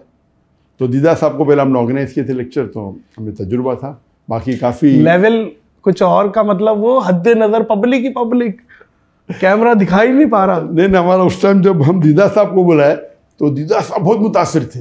दीदा साहब ने सिर्फ एक चीज़ कहा, देखो बेटा मुझे अच्छा माइक्रोफोन चाहिए, अच्छा माइक्रोफोन चाहिए। तो हमने लेके आए और बहुत खुश हो गए। अभी हम सोचते हमने क्या बकवास माइक्रोफोन चाहिए दीदात को दिया। तो लेवल की बात होती है। वो तो बहुत खुश थे। फिर हम डॉक्टर इस्लाम साहब को बुलाए और डॉक्टर इस्लाम का प्रोग्राम बहुत बड़े लेवल पे किए। वो तो बहुत खुश थे। बोले मैंने इतने लेक्चर टूर किया दुनिया भर में, इतना अच्छा मेरे ज़िंदगी में नहीं हुआ। सुभान अल्लाह। वो कभी थी 2004 उस टाइम हमारा लेवल मेरे हिसाब से। अभी बोलता उस टाइम हम बहुत खुश थे। उनने कहा कि मैं 10 दिन एक ही वेन्यू पे लेक्चर। बोला डॉक्टर साहब बम्बई इतना बड़ा है, एक लेक्चर यहाँ दो यहाँ दो। नहीं, मेरा मकसद है एक पे दो। मैंने पब्लिक 10 दिन तक कैसे आएंगी। और माशाल्लाह वो मशहूर थे, दीदा साहब के लिए तो पब्लिक थी। तो हमने उस टाइम बड़े एक मैदान में की जिसकी कैपेसिटी 10,000 थी। और माशाल्लाह पूरे 10 दिन माशाल्लाह पब्लिक थी। और रिकॉर्डिंग तो हमने किया था। हमने स्टेज के लिए हमने पैसा खर्चा किया और डॉक्टर साहब तो एकदम इतना पैसा खर्चा किया, इतना लेवल का किया। और हम भी खुश थे। अभी सोचते इतने बड़े शख्स के लिए हमने इतना कम खर्चा किया। हाय वाह, लेवल की बात है। क्या बात है। तो हमें पता है कि हम तो दीदा साहब के लिए हमने बाहर से VHS पे रिकॉर्डिंग किए थे। उस टाइम बहुत खुश थे क्योंकि उस टाइम हमारा बेस्ट था। तो अल्लाह ताला ये देखते हैं कि आप मेहनत कितनी करते हैं। उस टाइम हमारी मेहनत टॉप, नियत कुछ छोड़े नहीं हमने। और जब इस्लाम में साहब 10 दिन की एकदम स्टेज बनाए, स्टेज के ऊपर सिर्फ स्टेज को सेटिंग करने के लाख रुपया खर्चा किए उस वक्त। तो उस टाइम तो हमारा और IRF वगैरह इदारा बन चुका था, बन चुका था। और पीस टीवी बन चुका था 1991 में जब मैं उन्हें मिलने गया था। ठीक है। और दीदा साहब को मिले 1987 में। इस्लामिक रिसर्च फाउंडेशन लॉन्च हुआ 1990 में, रजिस्टर हुआ और 1991 में इनॉग्रेट। उसके बाद में डॉक्टर इसा साहब को मिलने गया। सही तो बन चुका था। और पीस टीवी 2006 में। तो दीदा जिससे जब हमारी मुलाकात हुई थी उस टाइम पीस टीवी कायम नहीं हुआ था। तो जब डॉक्टर इस्लाम साहब आए थे इंडिया में 2004 में, पीस टीवी ने नेशनल लेवल फर्क था। आप समझे ना। सही। तो अगर टेलीविजन को हटा देंगे तो लेवल बहुत अच्छा था। एक वन ऑन वन ठीक है। लेकिन जब पीस टीवी आने के बाद पीस टीवी की जो तरक्की में अल्लाह ताला की मदद थी, वो लेवल कुछ और हो गया। फिर वो अलग लेवल था। लेकिन उस टाइम ने प्रोग्राम किए तो उस टाइम 10,000 पब्लिक 10 दिन के लिए, तो रिकॉर्ड हमारे रिकॉर्ड था और डॉक्टर इस्लाम साहब के लिए भी रिकॉर्ड था। बेशक। ऑफकोर्स उनको बुलाए तो काफ़ी इंडियन गवर्नमेंट में, बिकॉज पाकिस्तानी थी तो काफ़ी कंप्लेन हुए। फिर कुछ शख्स ने जो उनके गौर फिक्र के ख़िलाफ़ थे, कंप्लेन भी की पुलिस में। अल्हम्दुलिल्लाह अल्लाह की मदद थी, वो सॉल्व हो गया। और उनका दौरा काफ़ी तकरीबन 1 महीने तक तकरीबन यहाँ से फिर बेंगलोर गए, काफ़ी जगह खुश गए अल्हम्दुलिल्लाह। फिर हमने वीडियो रिकॉर्डिंग किया और वो उसके बाद फिर हम उनको दिखाने लगे हमारे केबल टीवी के ऊपर। केबल टीवी तो पहले से दिखाते थे। और फिर पीस टीवी कायम हुआ 2005 में हम छूटे। इसलिए डॉक्टर इस्लाम साहब 2002-3 या 2004 में, एग्जैक्ट डेट पत्र वो 2003 या 2004 में आए थे। फिर पीस टीवी कायम करने का इरादा हुआ मेरा 2005 में। उसके पहले ज़रा मैं जवाब दे दूँ, आपने कहा पाकिस्तान गई क्या नहीं। तो पाकिस्तान 1990 में सबसे पहली बार आया। उसके बाद आने के बाद इतनी इंक्वायरी हुई मेरी, क्यों गए थे क्या, उस टाइम में कुछ जानता भी नहीं था मुझे। अच्छा। पाकिस्तान गए, क्यों गए, किससे मिले, क्यों मिले। अल्हम्दुलिल्लाह कोई प्रॉब्लम हुआ नहीं। तो जब दावती मैदान में मैं उतरा तो बट नेचुरल, बिकॉज मैं इंडिया में रहता था, मैं अगर पाकिस्तान फिर से विज़िट करूं तो मुझे बहुत मुश्किल हो जाते थे, बहुत से मुश्किलात आते थे गवर्नमेंट की तरफ से। एलिगेशन, ऐसे एलिगेशन जितने मुसलमान एक बार मशहूर हो जाता है, लोग कबूल करने लगते हैं, तो इंडियन गवर्नमेंट पीछे पड़ जाती पॉसिबिलिटी। तो इन्विटेशन मुझे सबसे ज़्यादा दुनिया में, अगर मैं 2016 को मैं छोड़ा, मैंने हिजरत की इंडिया से मलेशिया, तकरीबन उस वक्त 5,000 इन्विटेशन थे दुनिया भर से आने के लिए, जो मैं एक्सेप्ट नहीं किया था। एक्सेप्ट क्या अलग बात है, पेंडिंग। उसमें से तकरीबन 500 सिर्फ पाकिस्तान से थे, 500। और उस टाइम जो इन्विटेशन होता था बट नेचुरल तकरीर के लिए मैं जो आते थे, लेकिन मैं बोला अभी आना तो मुश्किल है, इंशाल्लाह टेलीविज़न के थ्रू जाएंगे। तो टेलीविज़न शुरू हो गया था। डॉक्टर साहब, हमने आपके हज़ारों लेक्चर्स देखे हैं जिसमें आपने सबको लाजवाब कर दिया, हर सवाल का जवाब दिया। The brother ask a very good question और जवाब धड़ाधड़। कभी ऐसा कोई सवाल कोई ऐसा टफ क्वेश्चन या कोई ऐसा टफ अपोनेंट जो आप भी सोचने पे मजबूर हो गए हो कि यार इस बात का क्या जवाब है, और आपने किसी से मशवरे लिए हो या अल्लाह ने फिर डाल दिया हो लेकिन बहुत टफ लगा हो, वो मोमेंट जरा शेयर करें। नहीं, आपका ये क्वेश्चन टफ क्वेश्चन है। अच्छा, ये टफ है। इसके लिए हाँ, ऐसे कई बार, एक बार नहीं कई बार ऐसे हुए कई बार ऐसा हुआ कि जब मैं पब्लिक स्टेज पे मैं सवाल जवाब हैंडल कर रहा हूँ और कोई क्वेश्चन आता है और मुझे जवाब पता नहीं पता। ऐसा नहीं हो सकता डॉक्टर साहब, हम तो ये बोलते थे, ये देखो अभी डॉक्टर साहब आएंगे और जवाब दे देंगे। लेकिन आपने जो उसके बाद पूछा कि अल्लाह की लेकिन मदद हमेशा आई, कभी भी ऐसा ना हो कि अल्लाह की मदद नहीं आई। इल्म तो कोई भी इंसान नहीं कह सकता मुझे सारा इल्म है, सही, और मैं तो कह नहीं सकता हूँ। तो ऐसे कई सवालात है। तो कुछ सवाल ऐसे कि सवाल उसने मुझे आज पूछा और कल ही मैंने जवाब पढ़ा उसका, कल शाम को पढ़ा। सवाल आज पूछता है, ये तो अल्लाह की तरफ से। अगर ये मुझे कल पूछ लेता था येस्टरडे तो मैं जवाब नहीं दे पाता था। अच्छा। तो मुझे हैरत है कि मैं कल ही पढ़ा और आज कितने सवाल पूछा, तो अल्लाह की तरफ से। अगर 2 दिन पहले पूछता तो मुझे नहीं पता होता था। तो कौन सा कोई ऐसी टफ एक सवाल है, कई सवाल है। एक सवाल का मैं आपको एग्जांपल देता हूँ। हाँ। एक सवाल है जो एक शख्स, उसका नाम है राहुल, जो दुबई के अंदर, जब मैं एक मेरी ऑडियंस जो बम्बई की ऑडियंस है अल्हम्दुलिल्लाह, क्योंकि उसमें कई गैर मुस्लिम होते थे और कई दीगर मज़ाहिब के लोग होते थे और इंटेलेक्चुअल होते थे, तो जो क्वेश्चंस बॉम्बे से आते वो सबसे मुश्किल टफ होते थे और सबसे जवाब जो निकलते थे अच्छे निकलते थे। टफ होता है क्वेश्चन तो और सोचने पड़ता है और जो अच्छे निकलते। तो मेरे हिसाब से Bombay was the best audience. Number 2 is Dubai. क्योंकि दुबई के अंदर भी माशाल्लाह मजमा 10,000, 15,000, 20,000, 30,000 होता था। और वहाँ एक एडवांटेज था जो बॉम्बे में नहीं था, वहाँ डिफरेंट नेशनल के लोग आते थे। बॉम्बे में भी आते थे लेकिन बहुत कम इन परसेंटेज वाइज आते थे, अमेरिकन भी, यूरोपियन भी, आप देखेंगे कसर में। लेकिन जो परसेंटेज है दुबई में, क्योंकि दुबई के अंदर लोकल तो सिर्फ 11% है, इंडियन ही तकरीबन 35% है, फिर फॉरेनर्स है, American, European, white, black, yellow, brown, तो वैरायटी बहुत होती थी। तो एक शख्स का नाम था राहुल, मुझे याद है, क्लीन शेव, और वो कई सवाल पूछा। तो आप अगर मेरे वीडियो देखते होंगे आप पहचान लेंगे राहुल कौन है। और मेरे हिसाब से मुझे लगता था ये इंसान ईमानदार इंसान है। वो सवाल से पता चलता है, सवाल बड़े टफ हो, सवाल ट्रैपिंग हो सकता है, लेकिन सवाल से एक्सपीरियंस एक स्पीकर होता है, उससे पता चल सकता है क्या ये मुझे टांग खींचने के लिए आया है या बाकी सच जानना है, सच जानने के लिए। सही। और सच बोलेगा तो कबूल करेंगे। सही। कुछ लोग आते टांग खींचने के लिए, जवाब भी देंगे तो भी वो इस्लाम कबूल नहीं करेंगे। सही।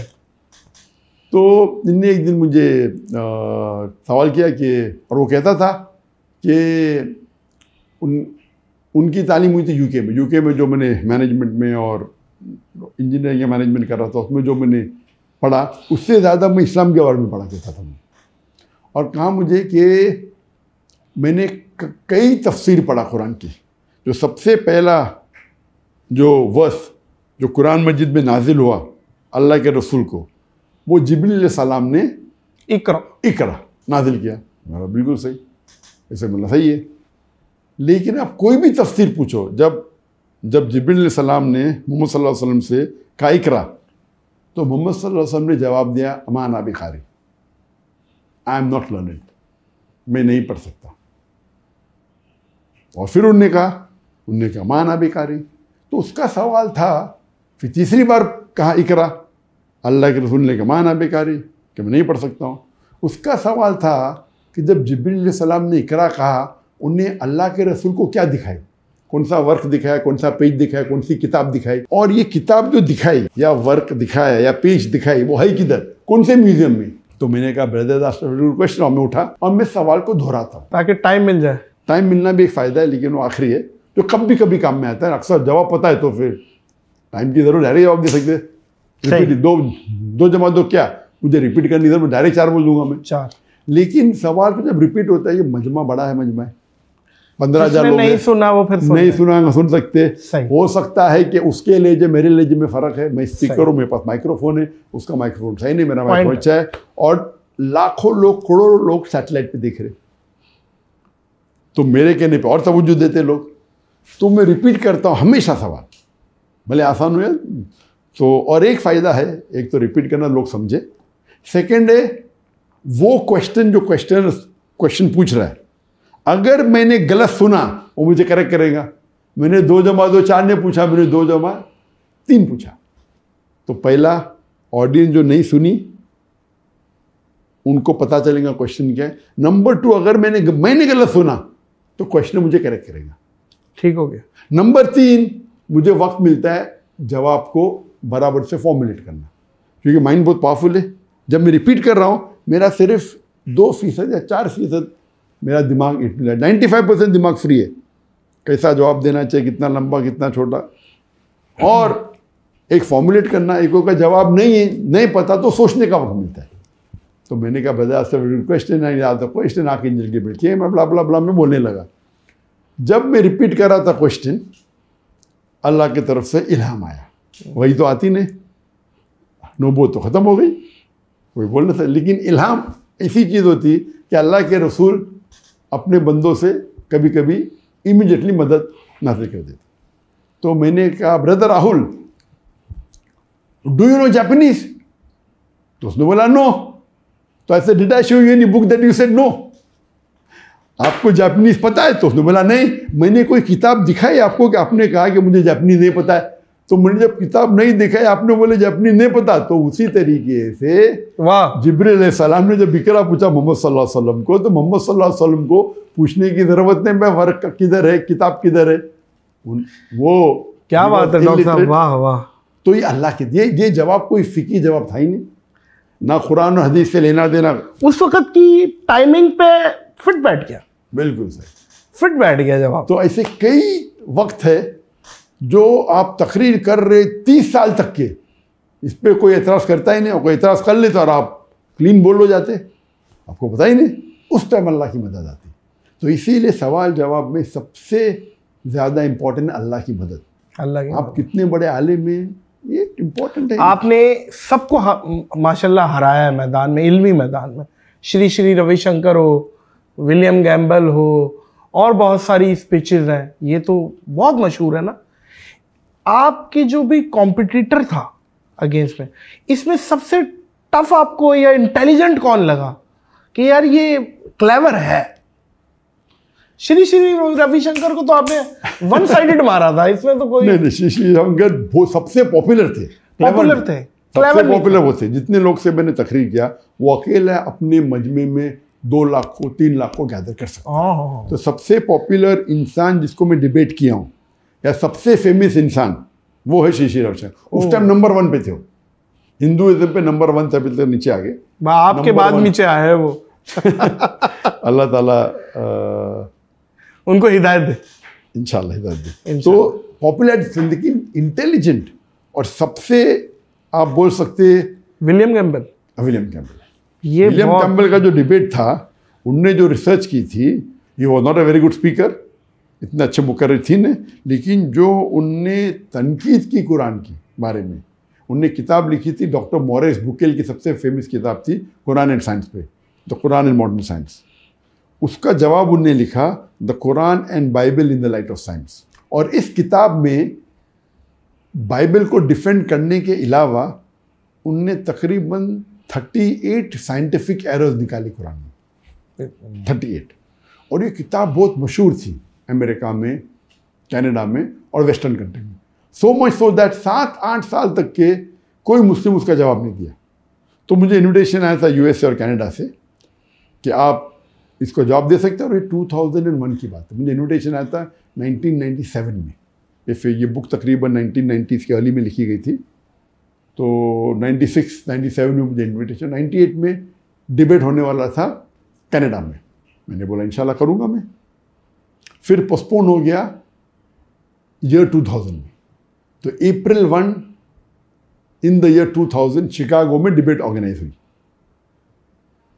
और उस वक्त ये किताब गैर मुस्लिम क्रिश्चियन इस्तेमाल करते थे मुसलमानों के साथ इन यूनिवर्सिटी। ये किताब पढ़ो, हमारे कुरान में इतने साइंटिफिक एरर्स है, scientific errors, how can be the word of God. इतने साइंटिफिक एरर्स है, खता है साइंस के बारे में, तो ये अल्लाह का कलाम तो हो ही नहीं सकता है। और मुसलमान जवाब दे नहीं सकते थे। अब इसके बारे में मैं इंसिडेंट कहूँगा आपको। एक बार मैं गया था सऊदी अरेबिया, तो वहाँ एक रियाद में एक सऊदी डॉक्टर मुझे मिला। बोला मैं आपको मिलने के लिए तरस रहा था। बोला मेरा मिजाज ऐसा है कि मैं दीदात का फ़ैन था, लेकिन कभी भी शेख दीदात के वीडियो डिबेट एक साथ में देख ही नहीं पाता था। मैं आधे घंटे से ज़्यादा देख ही नहीं सकता। तो अगर दीदात का डिबेट होगा 3 घंटे का, तो मैं 6 किश्तों में देखता हूँ, 6 पार्ट में। अगर 2 घंटे का डिबेट है तो 4 किश्तों में देखता हूँ। एक बार मैं मेरे दोस्त के वहाँ लंच के लिए गया और उसने प्ले किया आप विलियम कैम्पबेल का डिबेट। तो पहले हाफ एन आवर में विलियम कैम्पबेल बात कर रहे थे कुरान के खिलाफ। इतने मिस्टेक्स निकाले कुरान में, और वो डॉक्टर था। बोलते ये तो मैंने पढ़ा मेरे मेडिकल किताब में, ये मिस्टेक है, ये मिस्टेक है। उसको चेन नहीं आया, वो कंटिन्यू किया डिबेट देखते देखते। फिर मैं आया, मुझे जब देखा स्क्रीन पे, मैं तो उस टाइम मशहूर था नहीं, तो बहुत तेज में आया।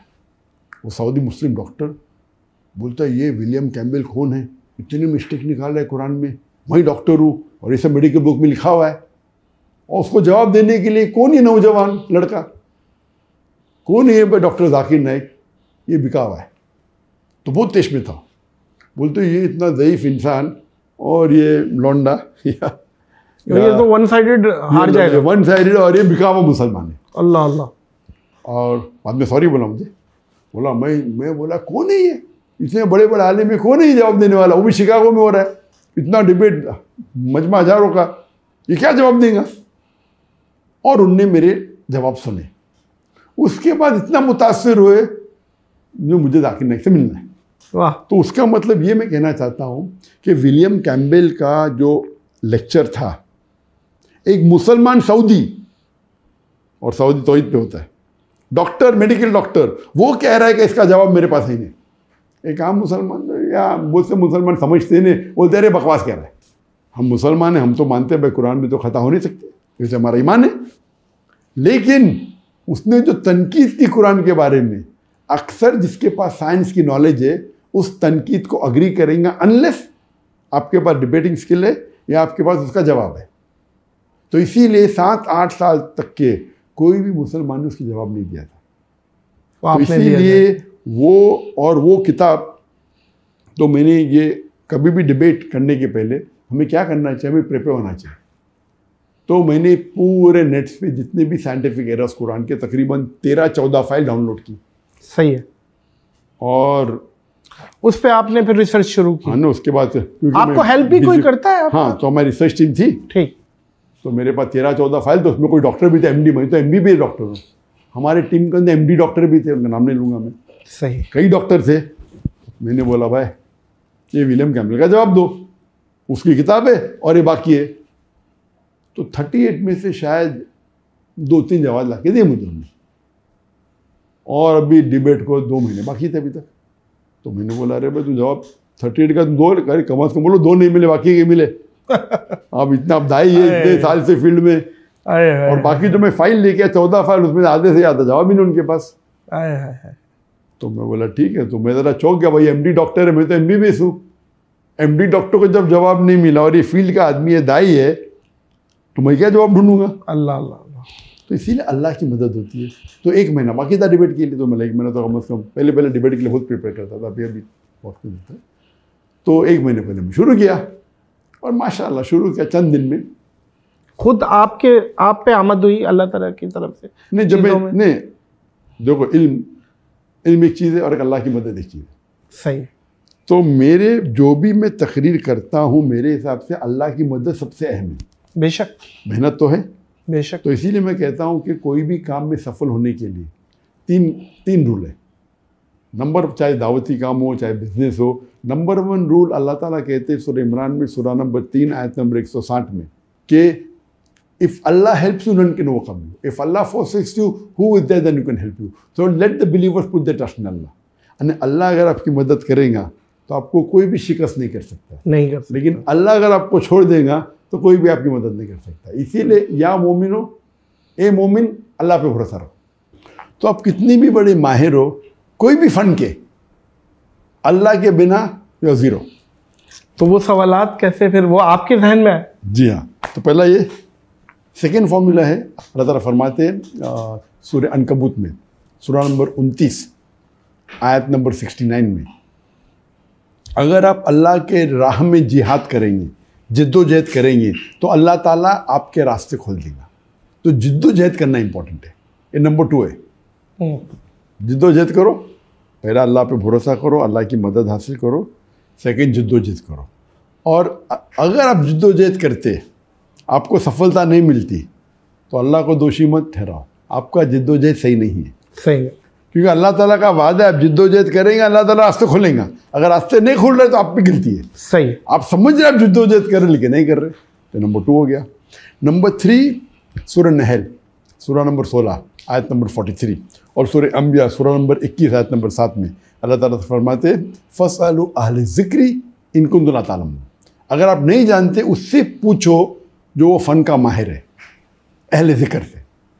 तो अगर आप साइंस के बारे में जानना चाहते हैं साइंटिस्ट को पूछो, फ़िक़्ह के बारे में जानना चाहते हो फ़क़ीह को पूछो। तो आस्क एन एक्सपर्ट, चाहे वो एक्सपर्ट नॉन मुस्लिम हो। तो नंबर 1 अल्लाह की मदद, अल्लाह की मदद हासिल करने के लिए आपको जो भी अल्लाह के अहकामात है कुरान में उसमें करना चाहिए, उसके बाद जिद्दोजहद करना चाहिए, उसके बाद एक्सपर्ट को पूछना चाहिए। तो जब मैंने ये क्वेश्चंस पढ़ा और तहकीक करने लगा तो अल्हम्दुलिल्लाह चंद दिनों में मुझे जवाब मिल गया। लेकिन फिर वो जो 14 फाइल मैंने डाउनलोड किया था, क्योंकि मुझे तो टॉपिक है Quran and the Bible in the light of science, topic is not William Campbell's book. अगर विलियम कैम्बल की बुक की टॉपिक होती थी तो ख़त्म, मैंने पूरी बुक पढ़ लिया, उसका जवाब है, तो प्रॉब्लम ही नहीं। वो कुछ भी पूछ सकता है, वो नई चीज़ लेके आ सकता है इंटरनेट से। और आज की तारीख में जब से इंटरनेट शुरू हुआ 1990s के एंडिंग के बाद इस्लाम को अटैक करना बहुत आसान हो गया। आप जाओ कोई भी वेबसाइट के ऊपर, एंटी इस्लाम की वेबसाइट पे डाउनलोड करो, आपको सैकड़ों अटैक्स मिलेंगे। चाहे कुरान के अंदर अरबी गलतियाँ निकालेंगे, है तो नहीं अल्हम्दुलिल्लाह, साइंटिफिक गलतियाँ निकलेंगी, कॉन्ट्रडिक्शन दिखेंगे। अगर आपको डिबेटिंग का फंड नहीं है तो आप जवाब ही नहीं दे पाएंगे। आप बहुत बड़े आलिम होंगे लेकिन डिबेटिंग अलग फन है। सही है, एग्री। तो डिबेटिंग के लिए इल्म की ज़रूरी है, लेकिन more important is that you should know how to have debating skills. तो जहाँ तक ये विलियम कैम्बल की किताब का सवाल था, वो तो अल्हम्दुलिल्लाह 4-5 दिन में प्रॉब्लम सॉल्व हो गया। लेकिन वो जो 14 फाइल डाउनलोड किया था मैंने अटैकिंग इस्लाम, उसके आंसर ढूंढने में तो वक्त लग गया।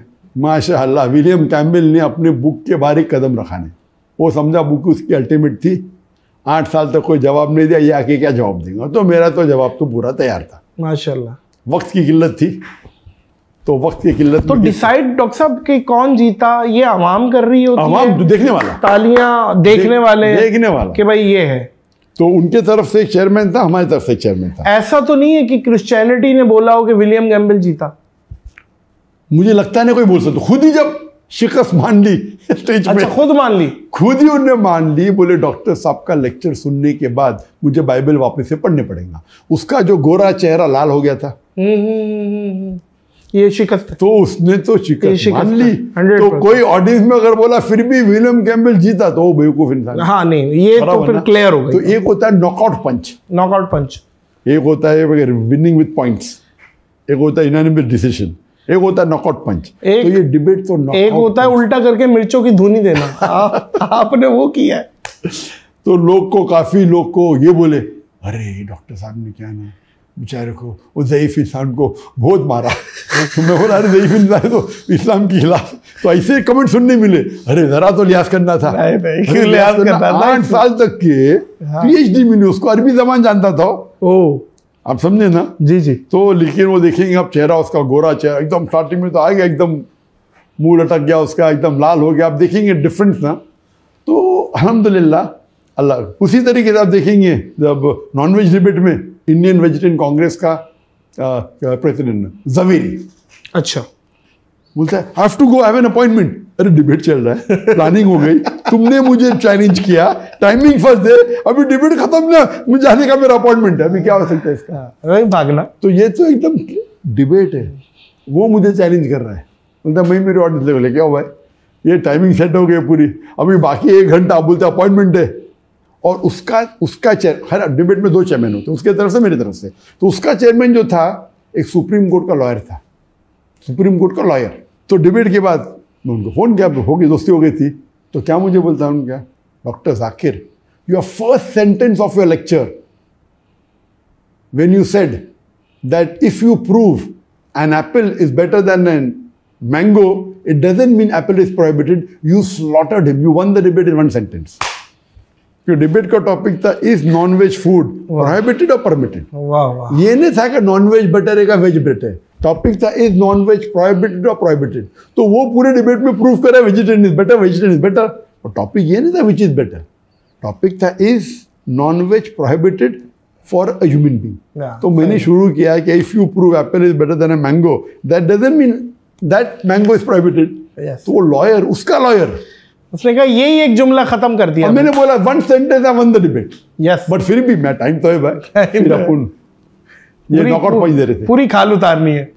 डॉक्टर साहब, माँ को अपनी सारी औलादें अच्छी लगती है, आपकी ऑल टाइम फेवरेट स्पीच जितनी भी हुई हैं, उसमें अगर आपसे मैं पूछूं कि आपकी फेवरेट स्पीच एक बता दें कि यार ये फेवरेट है, वो कौन सी फेवरेट स्पीच? मेरी स्पीच? यस, आपकी जितनी भी। एक डिबेट के अंदर, डिबेट में देखिए तो जो यूनिक होता है, विलियम कैम्पबेल और एक श्री रविशंकर, ये दो डिबेट के अंदर अपने अलग अलग लेवल के दो, इन terms of value, in terms of talk. Of course मेरा सबसे longest speech is the Quran God word, जो मलेशिया में थी, जो सबसे लॉन्गेस्ट प्रोग्राम था, 6.5 घंटे का कंटिन्यूस लॉन्ग स्टॉप। अच्छा। 2.5 आवर्स का लेक्चर था, सबसे बड़ा लेक्चर मेरी जिंदगी पब्लिक में जो दिया मैंने, और क्वेश्चन आंसर 4 घंटे के ऊपर था। तो उसके अंदर of course it was a long speech and with variety थी। तो हर स्पीच के अलग अलग फ़ायदे हैं। तो डिबेट में जैसा मैंने कहा कि विलियम कैम्पबेल और श्री रविशंकर के अपने अपनी इंपॉर्टेंस है। बाद में स्पीच में अगर आप देखेंगे दावती मैदान में, तो दावा डिस्ट्रक्शन है। दावती मैदान में मुसलमान को इंस्पायर करना कि दाई बनो, वो दावा डिस्ट्रक्शन है। लेकिन in terms of content wise एक speech, a concept of God in major world religion, जिसके अंदर मैंने जिक्र किया हिंदुइज्म का, क्रिश्चियनिटी का, जुडाइज्म का, सिखिज्म का, पारसीइज्म का। तो उसमें वैरायटी बहुत है, और उसमें तकरीबन मोर देन 150 to 175। एक सवाल और आ रहा है कि जितनी भी किताबें हैं डिफरेंट रिलीजन की, उनमें सबसे मुश्किल आपको कौन सी लगी कि यार ये मुश्किल है समझने में, या उनके जो भी रेफरेंसेस निकालने में कि यार ये डिफ़िकल्ट है? बाइबल है, यजुर्वेद है, भगवत गीता है, और डिफरेंट किताबें हैं, उनमें सबसे डिफ़िकल्ट का मतलब डिफरेंट लेवल्स होते हैं। सही है। अगर आप बोले difficult in the way of understanding completely, it is the Quran. Easiest and difficult दोनों। Easiest book to understand is the Quran, most difficult is Quran. बोलेंगे ऐसा कैसा? क्योंकि Quran is the most untranslatable book in the world. Untranslatable मतलब वो आयत कुरान की है जो एक आम इंसान को भी माशाअल्लाह ही इंप्रेस्ड, और एक इंटेलेक्चुअल भी होगा। तो एक कुरान की आयत के मल्टीपल मीनिंग्स है। वो एक ऐसी वाहिद किताब है कि आप जितने बार पढ़ेंगे उतने बार आप अच्छा पढ़ेंगे। पहली बार पढ़ेंगे पसंद आएगा, दूसरी बार और पसंद आएगा, तीसरी बार 100 बार। और तो बहुत डिफिकल्ट क्यों? जो किताब को आप 1-2 बार पढ़ेंगे और आपको और इन्फॉर्मेशन नहीं मिलेंगे तो आप वापस पढ़ेंगे नहीं। उसका मतलब सबसे इजीएस्ट भी है, सबसे डिफिकल्ट भी। क्यों? आप 100 बार पढ़ो और इन्फॉर्मेशन मिलेंगे आपको। ऐसी कोई भी किताब दुनिया में आप 4 बार 5 बार पढ़ो, उसके बाद फायदा ही क्या पढ़ के? सही। कुरान एक ऐसी, इसलिए बोले डिफिकल्ट भी, इजीएस्ट भी, इंटेलेक्चुअल भी, फॉर अ लेमैन ऑल्सो। तो ये अल्लाह ताला is the author of the book, he knows the human being. बाकी सब किताब इज ह्यूमन वर्क। वो शुरू होगी स्टार्टिंग में there was a girl and boy, और पूरी स्टोरी टाइप होगी कंटिन्यूस, समझे? बचपन में हुआ, बड़ा हुआ, हीरो हीरोइन थी। Quran is the word of Allah सुब्हानहू व तआला। बेशक वो सेम स्टोरी 7 अलग बार दी गई है। हाँ, इब्लिस और आदम अलैहिस्सलाम की कभी बीच में आ जाएंगे। तो it is like a human mind, how it works. So it's the easiest and the simple, most impressive. So it's a unique book Quran, अल्हम्दुलिल्लाह। एक डिबेट ऐसी है जिसमें मुझे लगा कि आपके साथ ज्यादती हुई है, आपको टाइम नहीं दिया गया है, जिसमें शाहरुख खान भी बैठा हुआ था और बरखा दत्त जो होस्ट थी और लिबरल्स किस्म के मुसलमान बैठे हुए थे और आप भी बैठे हुए थे, आप रिप्रेजेंट कर रहे थे इस्लाम को। वो उसकी ज़रा कारगुजारी सुनाइए कि वो शाहरुख खान भी जो बैठे हुए थे और आपने मुझे बताया था पिछली दफ़ा कि वो भी आधा घंटा अलग से मुझसे मिलने आए और समझ रहे थे, उन्होंने क्या किया, वो शो में एडिट भी हुआ आपका पोर्शन, वो ज़रा बताइएगा। पहला वो डिबेट था नहीं, वो डिबेट नहीं था, वो टॉक शो था। टॉक शो था, लेकिन सबके पॉइंट ऑफ व्यू से डिबेट के अंदर लेकिन वो डिबेट हो गई थी डॉक्टर साहब, इख्तलाफ हो रहा है, कोई किससे कर रहा है, कोई किससे कर रहा है। उसको टॉक शो के अंदर आपस के अंदर आर्ग्यूमेंट हो रहा है, आर्ग्यूमेंट हो रहा है। डिबेट होता है फॉर्मेटेड, लेकिन डिबेट में भी चीटिंग होती है। फिर उस पर आता हूँ, फिर मैं ये आता हूँ शाहरुख खान के टॉक शो पे। जब भी ये प्रोग्राम जब होते, जब भी टॉक शो जब होते बड़े बड़े चैनल के ऊपर, उनका पूरा अक्सर इसके अंदर होता है एक चैनल की पॉलिसी। सही है। चैनल की पॉलिसी क्या है, मुसलमान के खिलाफ बात करना, मुसलमान की फेवर क्या है, स्क्रिप्टेड, डिसाइडेड स्क्रिप्टेड नहीं डिसाइडेड, स्क्रिप्टेड वाले अलग होते हैं। सही ये जो बिग बॉस होता है वो स्क्रिप्टेड होता है। सही है। मैंने एक भी सब देखा नहीं, बिग बॉस के एक भी शो देखा, लेकिन फॉर्मेट पता है आपको। लेकिन वो पता है, वो जो अब्रॉड के अंदर बिग ब्रदर, उसका फॉर्मेट पता है, देखा नहीं, टाइम ही नहीं मेरे पास। वो स्क्रिप्टेड होता है, स्क्रिप्ट होके बोलते तुम झगड़ा करो, थप्पड़ मारो, मिर्ची फेंको, ये करो, वो करो, गाली दो, ये तो स्क्रिप्टेड। टॉक शो में क्या होता है, आप एक इंसान को बुलाते हो जो स्पेशलिस्ट है, लेकिन वो जो एंकर रहता है वो उसको मैनिपुलेट कर सकता है। और हम लोग मीडिया के आदमी हैं, चीज़ों को समझते हैं। उसके बाद मैंने तय कर दिया, अगर मैं जाऊंगा कोई भी शो में, एक होता है 1-to-1 इंटरव्यू, उसमें भी कम जाता हूं मैं, लेकिन अगर शो है तो कोई भी अगर चैनल है जो स्पेशली नॉन मुस्लिम है, वो शो में मैं नहीं जाऊंगा जब तक मेरे खुद के कैमरा ना हो। ये मेरा फॉर्मूला बन गया। आजकल वैसे तकरीबन इस्लामिक स्कॉलर इस चीज़ पर अमल कर रहे हैं। नहीं, ये पाकिस्तान में भी ना, ये इस चीज़ पे कि यार हमारा भी कैमरा लगेगा, इस चीज़ पे ये है कि यार कुछ हो जाता है। कोई भी टॉप वाले चैनल अक्सर अग्री नहीं करेंगे। तो ये जब बरखा दत्त का इन्विटेशन आया मुझे, बरखा दत्त ने इन्वाइट की, भाई से लोग आने वाले, तो मुझे जाने में इंटरेस्ट था नहीं, क्योंकि चलो भाई फिल्म इंडस्ट्री के लोग हैं। शाहरुख खान का पता था आपको? हाँ, शाहरुख सब पता, शाहरुख खान, सवाल अली खान, कबीर बेडी आने वाले, तो मुझे पता था। तो लोगों ने बोला अच्छा मौका है दावत का पैगाम पेश करने, तो मैंने बोला अच्छा, मेरी एक शर्त है कि हमारे कैमरा भी आएंगे। आपके कितने कैमरा? तो बोले हमारे 5 कैमरा। और मेरे 7 कैमरा आएंगे। मैंने बोला उनके 5 या 6 थे, हमारे 7 या 8 थे। बोला किधर ये होटल में हो रहा है? तो बोले नो प्रॉब्लम। बोले हमारे कैमरा क्रू आएंगी, जो टाइमिंग है आपको उसके 3 घंटा पहले आएंगी। अच्छा। तो पहले बोले कि मैं पूछूंगी, ये करूँगी, मैं अभी कंट्री से पूछूंगी। आप बरखा दत्त से बात हो रही थी आपकी? हाँ, मेरा मैनेजर बरखा दत्त। सही है, आपके मैनेजर बरखा दत्त। मैनेजर बात करें, उनके मैनेजर ठीक। Through Barkha Dutt is the anchor, she is not the main रहता है जो प्रोग्राम प्रोड्यूसर अलग होता है। यस, अथॉरिटीज और अथॉरिटी अलग होता है। But Barkha Dutt was the like authority, anchor and उसका शो भी था, शी 2 in 1। सही। तो बोली हाँ नो प्रॉब्लम। मेरे मैनेजर को बोली, पहला हिचकिचाजी ने क्या ज़रूरत है, हम आपको कॉपी दे देंगे। मैं बोला नहीं, हमको हमारा चाहिए। उसके बाद जो करने का आपको दिखाएं, देखो हमारा पीस टीवी हम भी दिखाएंगे। तो बोली हाँ, बोली उनने। तो 3-4 घंटे पहले मेरे लोग चले गए। हाँ, अभी बेटा हमारा सेटअप होता है, फिर आपको देंगे चांस। अच्छा। 2 घंटा बाकी है, हाँ देते। 1 घंटा बाकी है, थोड़ा हमारा सेटअप हो तो फिर आपको देते रहे। टाइम हो गया। और सॉरी, अभी जगह नहीं, इतना बड़ा स्टूडियो है, होटल में हो रहा है। तो ये जान के किया? एक हो सकता है मैं बोलूँ मैं उड़ के आ जाऊँ, मुझे पता है इनकी नीयत सही नहीं है, तब हो चुका है पहले, और 2-3 माह पहले हो चुका था मेरे साथ।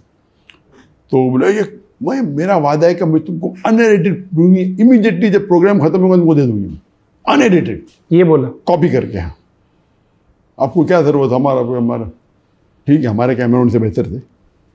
हाँ। हमने बोला नो। तो फिर मजबूरी में मैंने बोला अभी अच्छा मौका है दावती मैदान का, तो मैंने मान गया। बोलो जैसा प्रोग्राम खत्म होगा मैं आपको कॉपी दे दूंगी, आपको जो करने के करो। और मैंने बोला भाई हम उसको दिखाएंगे नहीं, आपका शो है, आपके शो टेलीकास्ट होने के बाद हमें कुछ गलत लगा तो हम हमारा वर्जन दिखाएंगे, ये मेरा शर्त था। मैं नहीं चाहता हूँ कि आपकी शो के आप शूटिंग आज होती है, कभी कभी टेलीकास्ट 2 दिन बाद होता है, कभी 1 हफ्ते बाद होता है, कभी 2 हफ्ते बाद होता है। तो मैं बोला भाई ये मेरा वादा है कि हम इसकी एक चीज़ को दिखाएंगे नहीं, लेकिन अगर आपने कुछ गड़बड़ की हम हमारा अनएडिटेड वर्जन दिखाएंगे। बराबर, नो प्रॉब्लम बोली उसने। और शो भी काफ़ी ये था, इसी लेवल पे था, आइडेंटिटी ऑफ अ पर्सन। तो शो हो गया, ख़त्म हो गया। हाँ मैं अभी देती हूँ, अभी कल देती हूँ, यहाँ का कॉपी करेंगे, टाइम जाएगा, मैं कल दे देती हूँ। दी नहीं, टोपी ड्रामे चल रहे हैं। ये सब उनका मेन मकसद हक खरीदा ही नहीं। अक्सर कुछ अच्छे लोग तो हम लोग को मिला ही नहीं। और जब मैं फाइनल वर्जन देखा तो बहुत से मेरे आंसर्स कट किए, उसमें काट दिए उन्होंने, काट दिए, आंसर को आधा दिखाए। तो भी अल्हम्दुलिल्लाह काटने के बाद भी इफेक्टिव था मेरा, इफेक्टिव था। आप नीचे कमेंट सेक्शन तो देखें, हाँ इफेक्टिव। शाहरुख खान को कोई नहीं पूछ रहा, सारा डॉक्टर जाकिर नाइक से इफेक्टिव था, लेकिन बहुत से चीज को काटा, कान से आधा काटा, जो जवाब दे कभी दिखाई नहीं। तो अपने मतलब की चीज दिखाए, पूरा तो नहीं काट सकते क्योंकि मैं था लॉन्ग शॉट पे दिख रहा हूँ, मैं लॉन्ग शॉट पे दिख रहा है। तो इवन अगर उनने 20% 25% भी काटे या जितना भी काटे, मेन चीज काट देंगे तो फर्क हो सकता है, आप समझे ना। तो बहुत से मेरे लॉजिकल पार्ट जो थे ना आंसर के, उनने काटे। तो इस पे मुझे बहुत अफसोस। अभी क्या कर सकते, अभी क्या केस करेंगे। हमने और एक काउंटर शो किया, टीवी टॉक एंड एनालिसिस, एक फेमस स्टूडियो में, उससे बड़ा स्टूडियो लिए, और वो हमने उसके ऊपर पूरा, फिर मैंने 1-2 घंटे का प्रोग्राम किया। और उस पर आपने क्लेरिफाई किया, टीवी एनालिसिस बोल के, क्या हुआ था फारूक शेख के साथ, मर्द हो तो ऐसा, क्या हुआ था बरखा, और क्या होता, आपको एहतियात लेना चाहिए, आपको बेवकूफ़ नहीं बनना चाहिए। तो इसीलिए कोई भी उलमा खाली चैनल पे जाते हैं, आपको एहतियात लेना चाहिए। अगर आप एक्सपर्ट है अलग बात है, किस तरीके से जवाब देना चाहिए, वो अक्सर बातें लोग अभी। और वो क्या था जो शाहरुख खान आपके पास वापस आया और वो आधा घंटा बैठा? नहीं, वो तो प्रोग्राम खत्म होने के बाद सब लोग साथ में मिलते थे, चाय पी रहे थे, सब अलग बात है। तो पता चला कि माशाल्लाह काफ़ी लोग जानते हैं, मेरे वीडियो का सेट देखते हैं, बाकी फिल्म इंडस्ट्री के लोग भी अल्हम्दुलिल्लाह। तो और फिर उन्होंने ट्वीट किया, क्या है, डॉक्टर जाकिर ने कैसा को ट्वीट किया उसने, शाहरुख ने, हाँ उधर से, है ना भैया, वो तो एग्जैक्ट मुझे पता नहीं क्या ट्वीट किया उसने। तो अल्हम्दुलिल्लाह, तो उस टाइम फिर एक्सचेंज हुए मोबाइल नंबर और सब, फिर बोले आओ कभी। आप राब्ते में हैं अभी भी? एक्चुअली नहीं, उसके बाद मुलाकात हुई थी, 1-2 बार एयरपोर्ट के ऊपर का मुलाकात हुई थी। कहाँ पे? एयरपोर्ट के ऊपर, एयरपोर्ट किस जगह पे?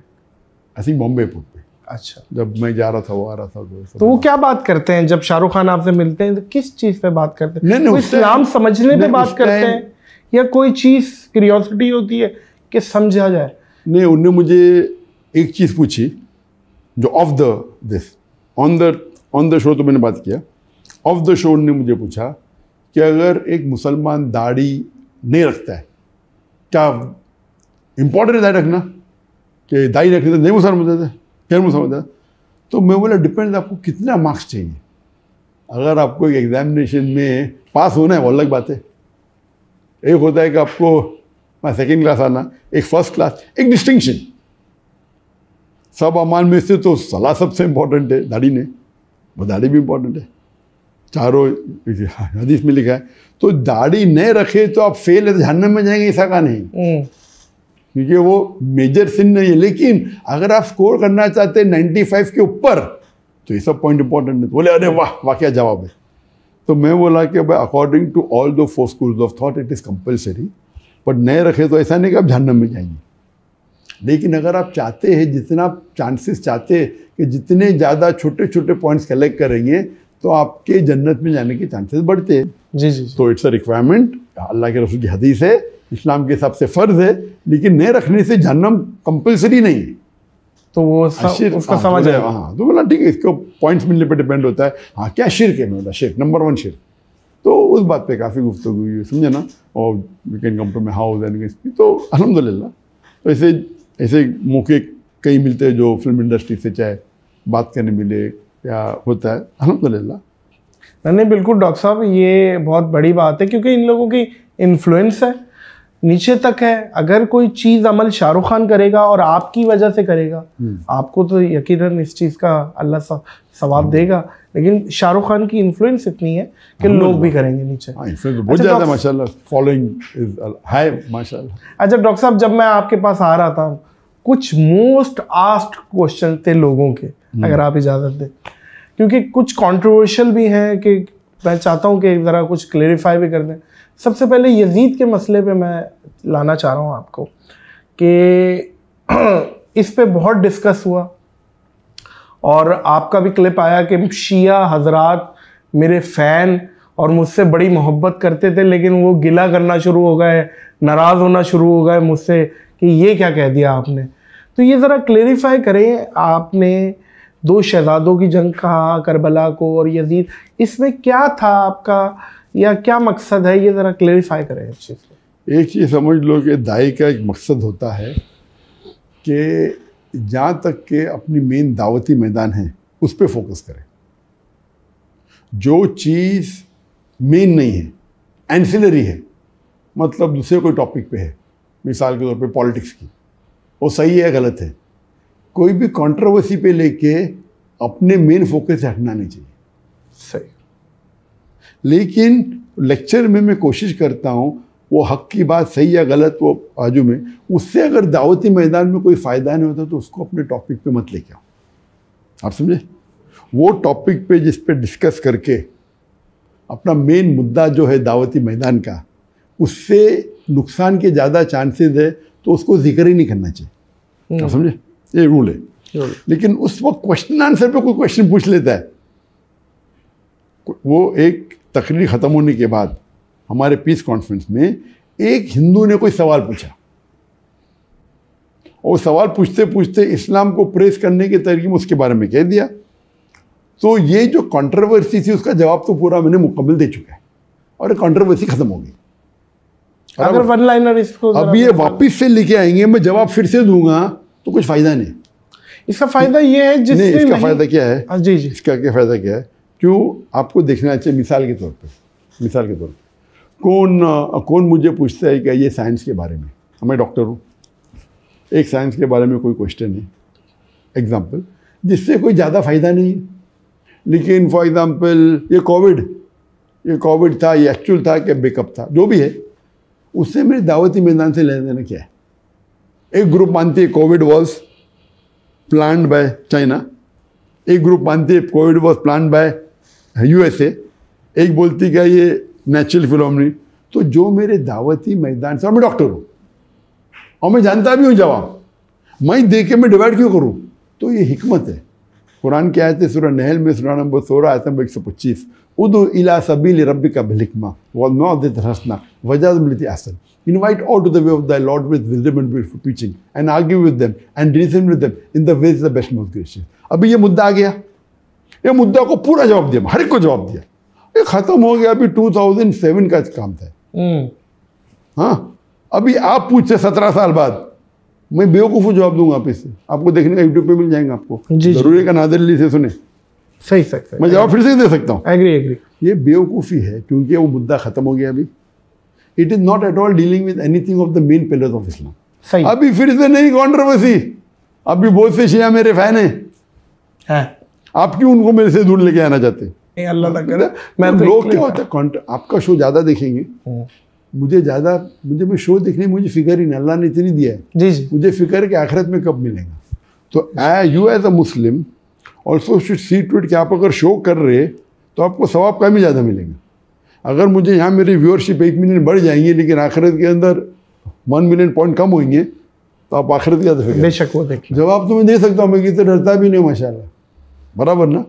लेकिन ये it's a issue which is finish answered. मेरी नीयत यही थी डॉक्टर साहब कि इस चीज़ को आप कोई वन लाइनर जवाब दें तो मैं भी वो एक जरिया बनूँ आपका। और वन लाइनर जवाब है कि कुरान में शिया सुन्नी जैसा वर्ड ही नहीं है। कुरान की आयत है सूरह इमरान की सूरह नंबर 3 आयत नंबर 103, वातसिमू बिहब्लिल्लाह जमीअन वला तफरकू, hold strongly to the rope of Allah and be not divided. Allah की रस्सी को मजबूती से पकड़ो और आपस में मत बंटो।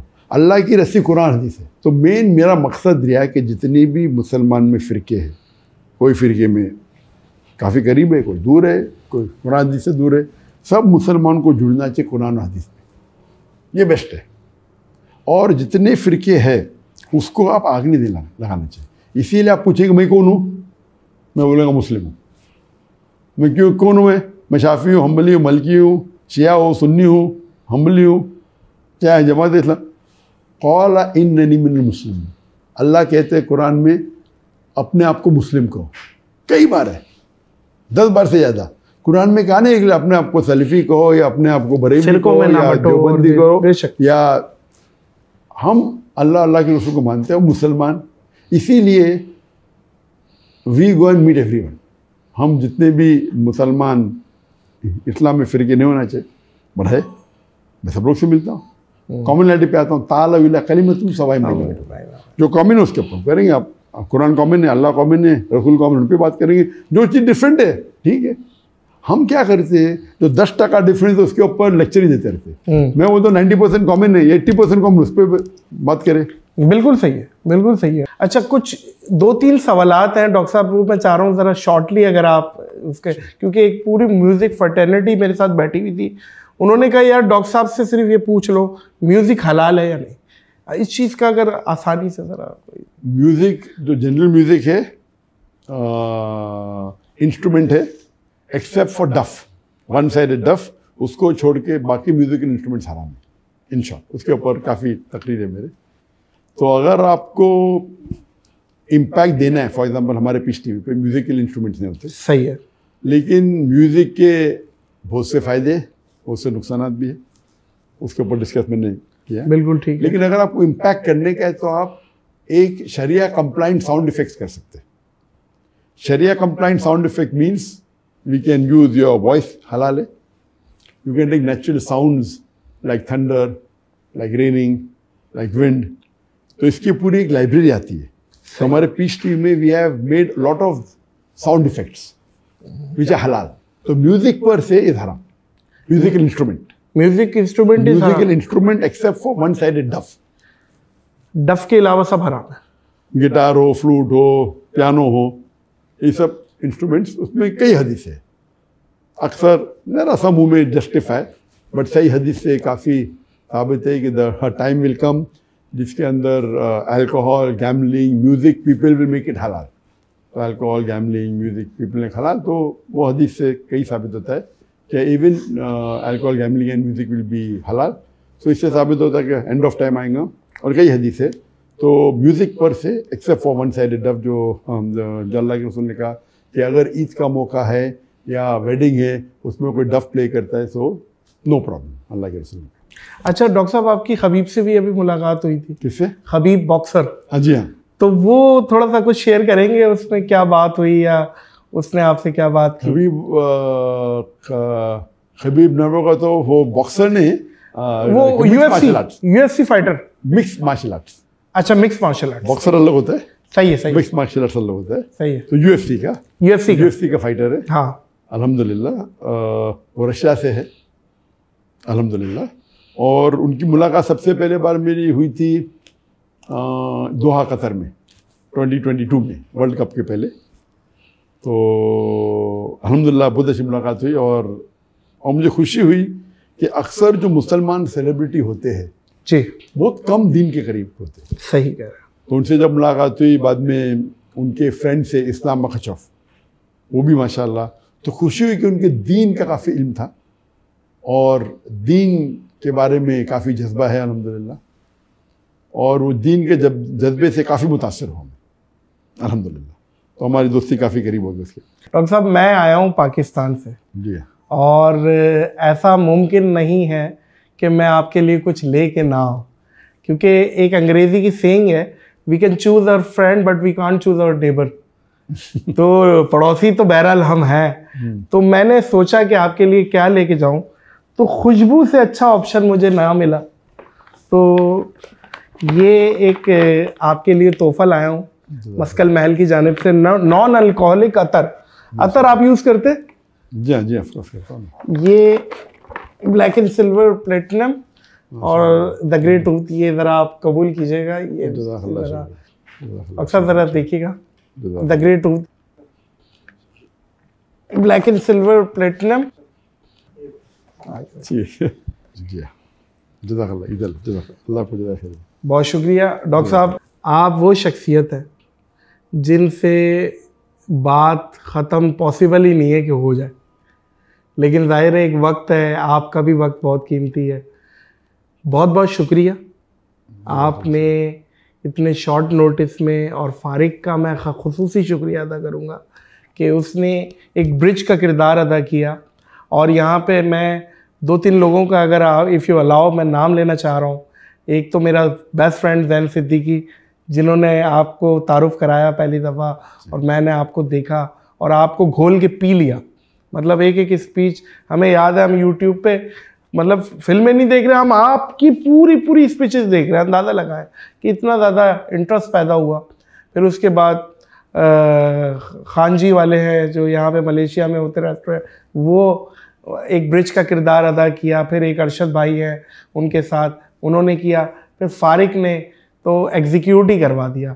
बहुत बहुत शुक्रिया आपके वक्त का, और hope to see you in Pakistan soon इंशाल्लाह। अल्लाह पाक आपको मज़ीद कामयाबियाँ, तरक्कियाँ, अल्लाह आपको ज़वाले नेमत से बचाए, अल्लाह आपको मज़ीद दीन का काम ले आपसे। बहुत बहुत शुक्रिया डॉक्टर साहब। मौजूद ख़वातीन व हज़रात, इस पॉडकास्ट को ब्रेक लगाएंगे। डॉक्टर साहब, मैं अच्छी पॉडकास्टों के लिए एक बात कहता हूँ कि ये पॉडकास्ट मैं ख़त्म नहीं कर रहा, पॉज कर रहा हूँ। कहीं मौका मिलेगा तो रिज्यूम कर लेंगे डॉक्टर साहब, अगर आपकी इजाज़त हो तो इंशाल्लाह। इस पॉडकास्ट को पॉज करेंगे, इस दुआ, इस यकीन, इस अपनेपन के साथ कि अपना और दूसरों का बहुत ख्याल रखिएगा। मुझे और the great doctor Zakir Naik को दीजिए इजाज़त। अल्लाह हाफ़िज़।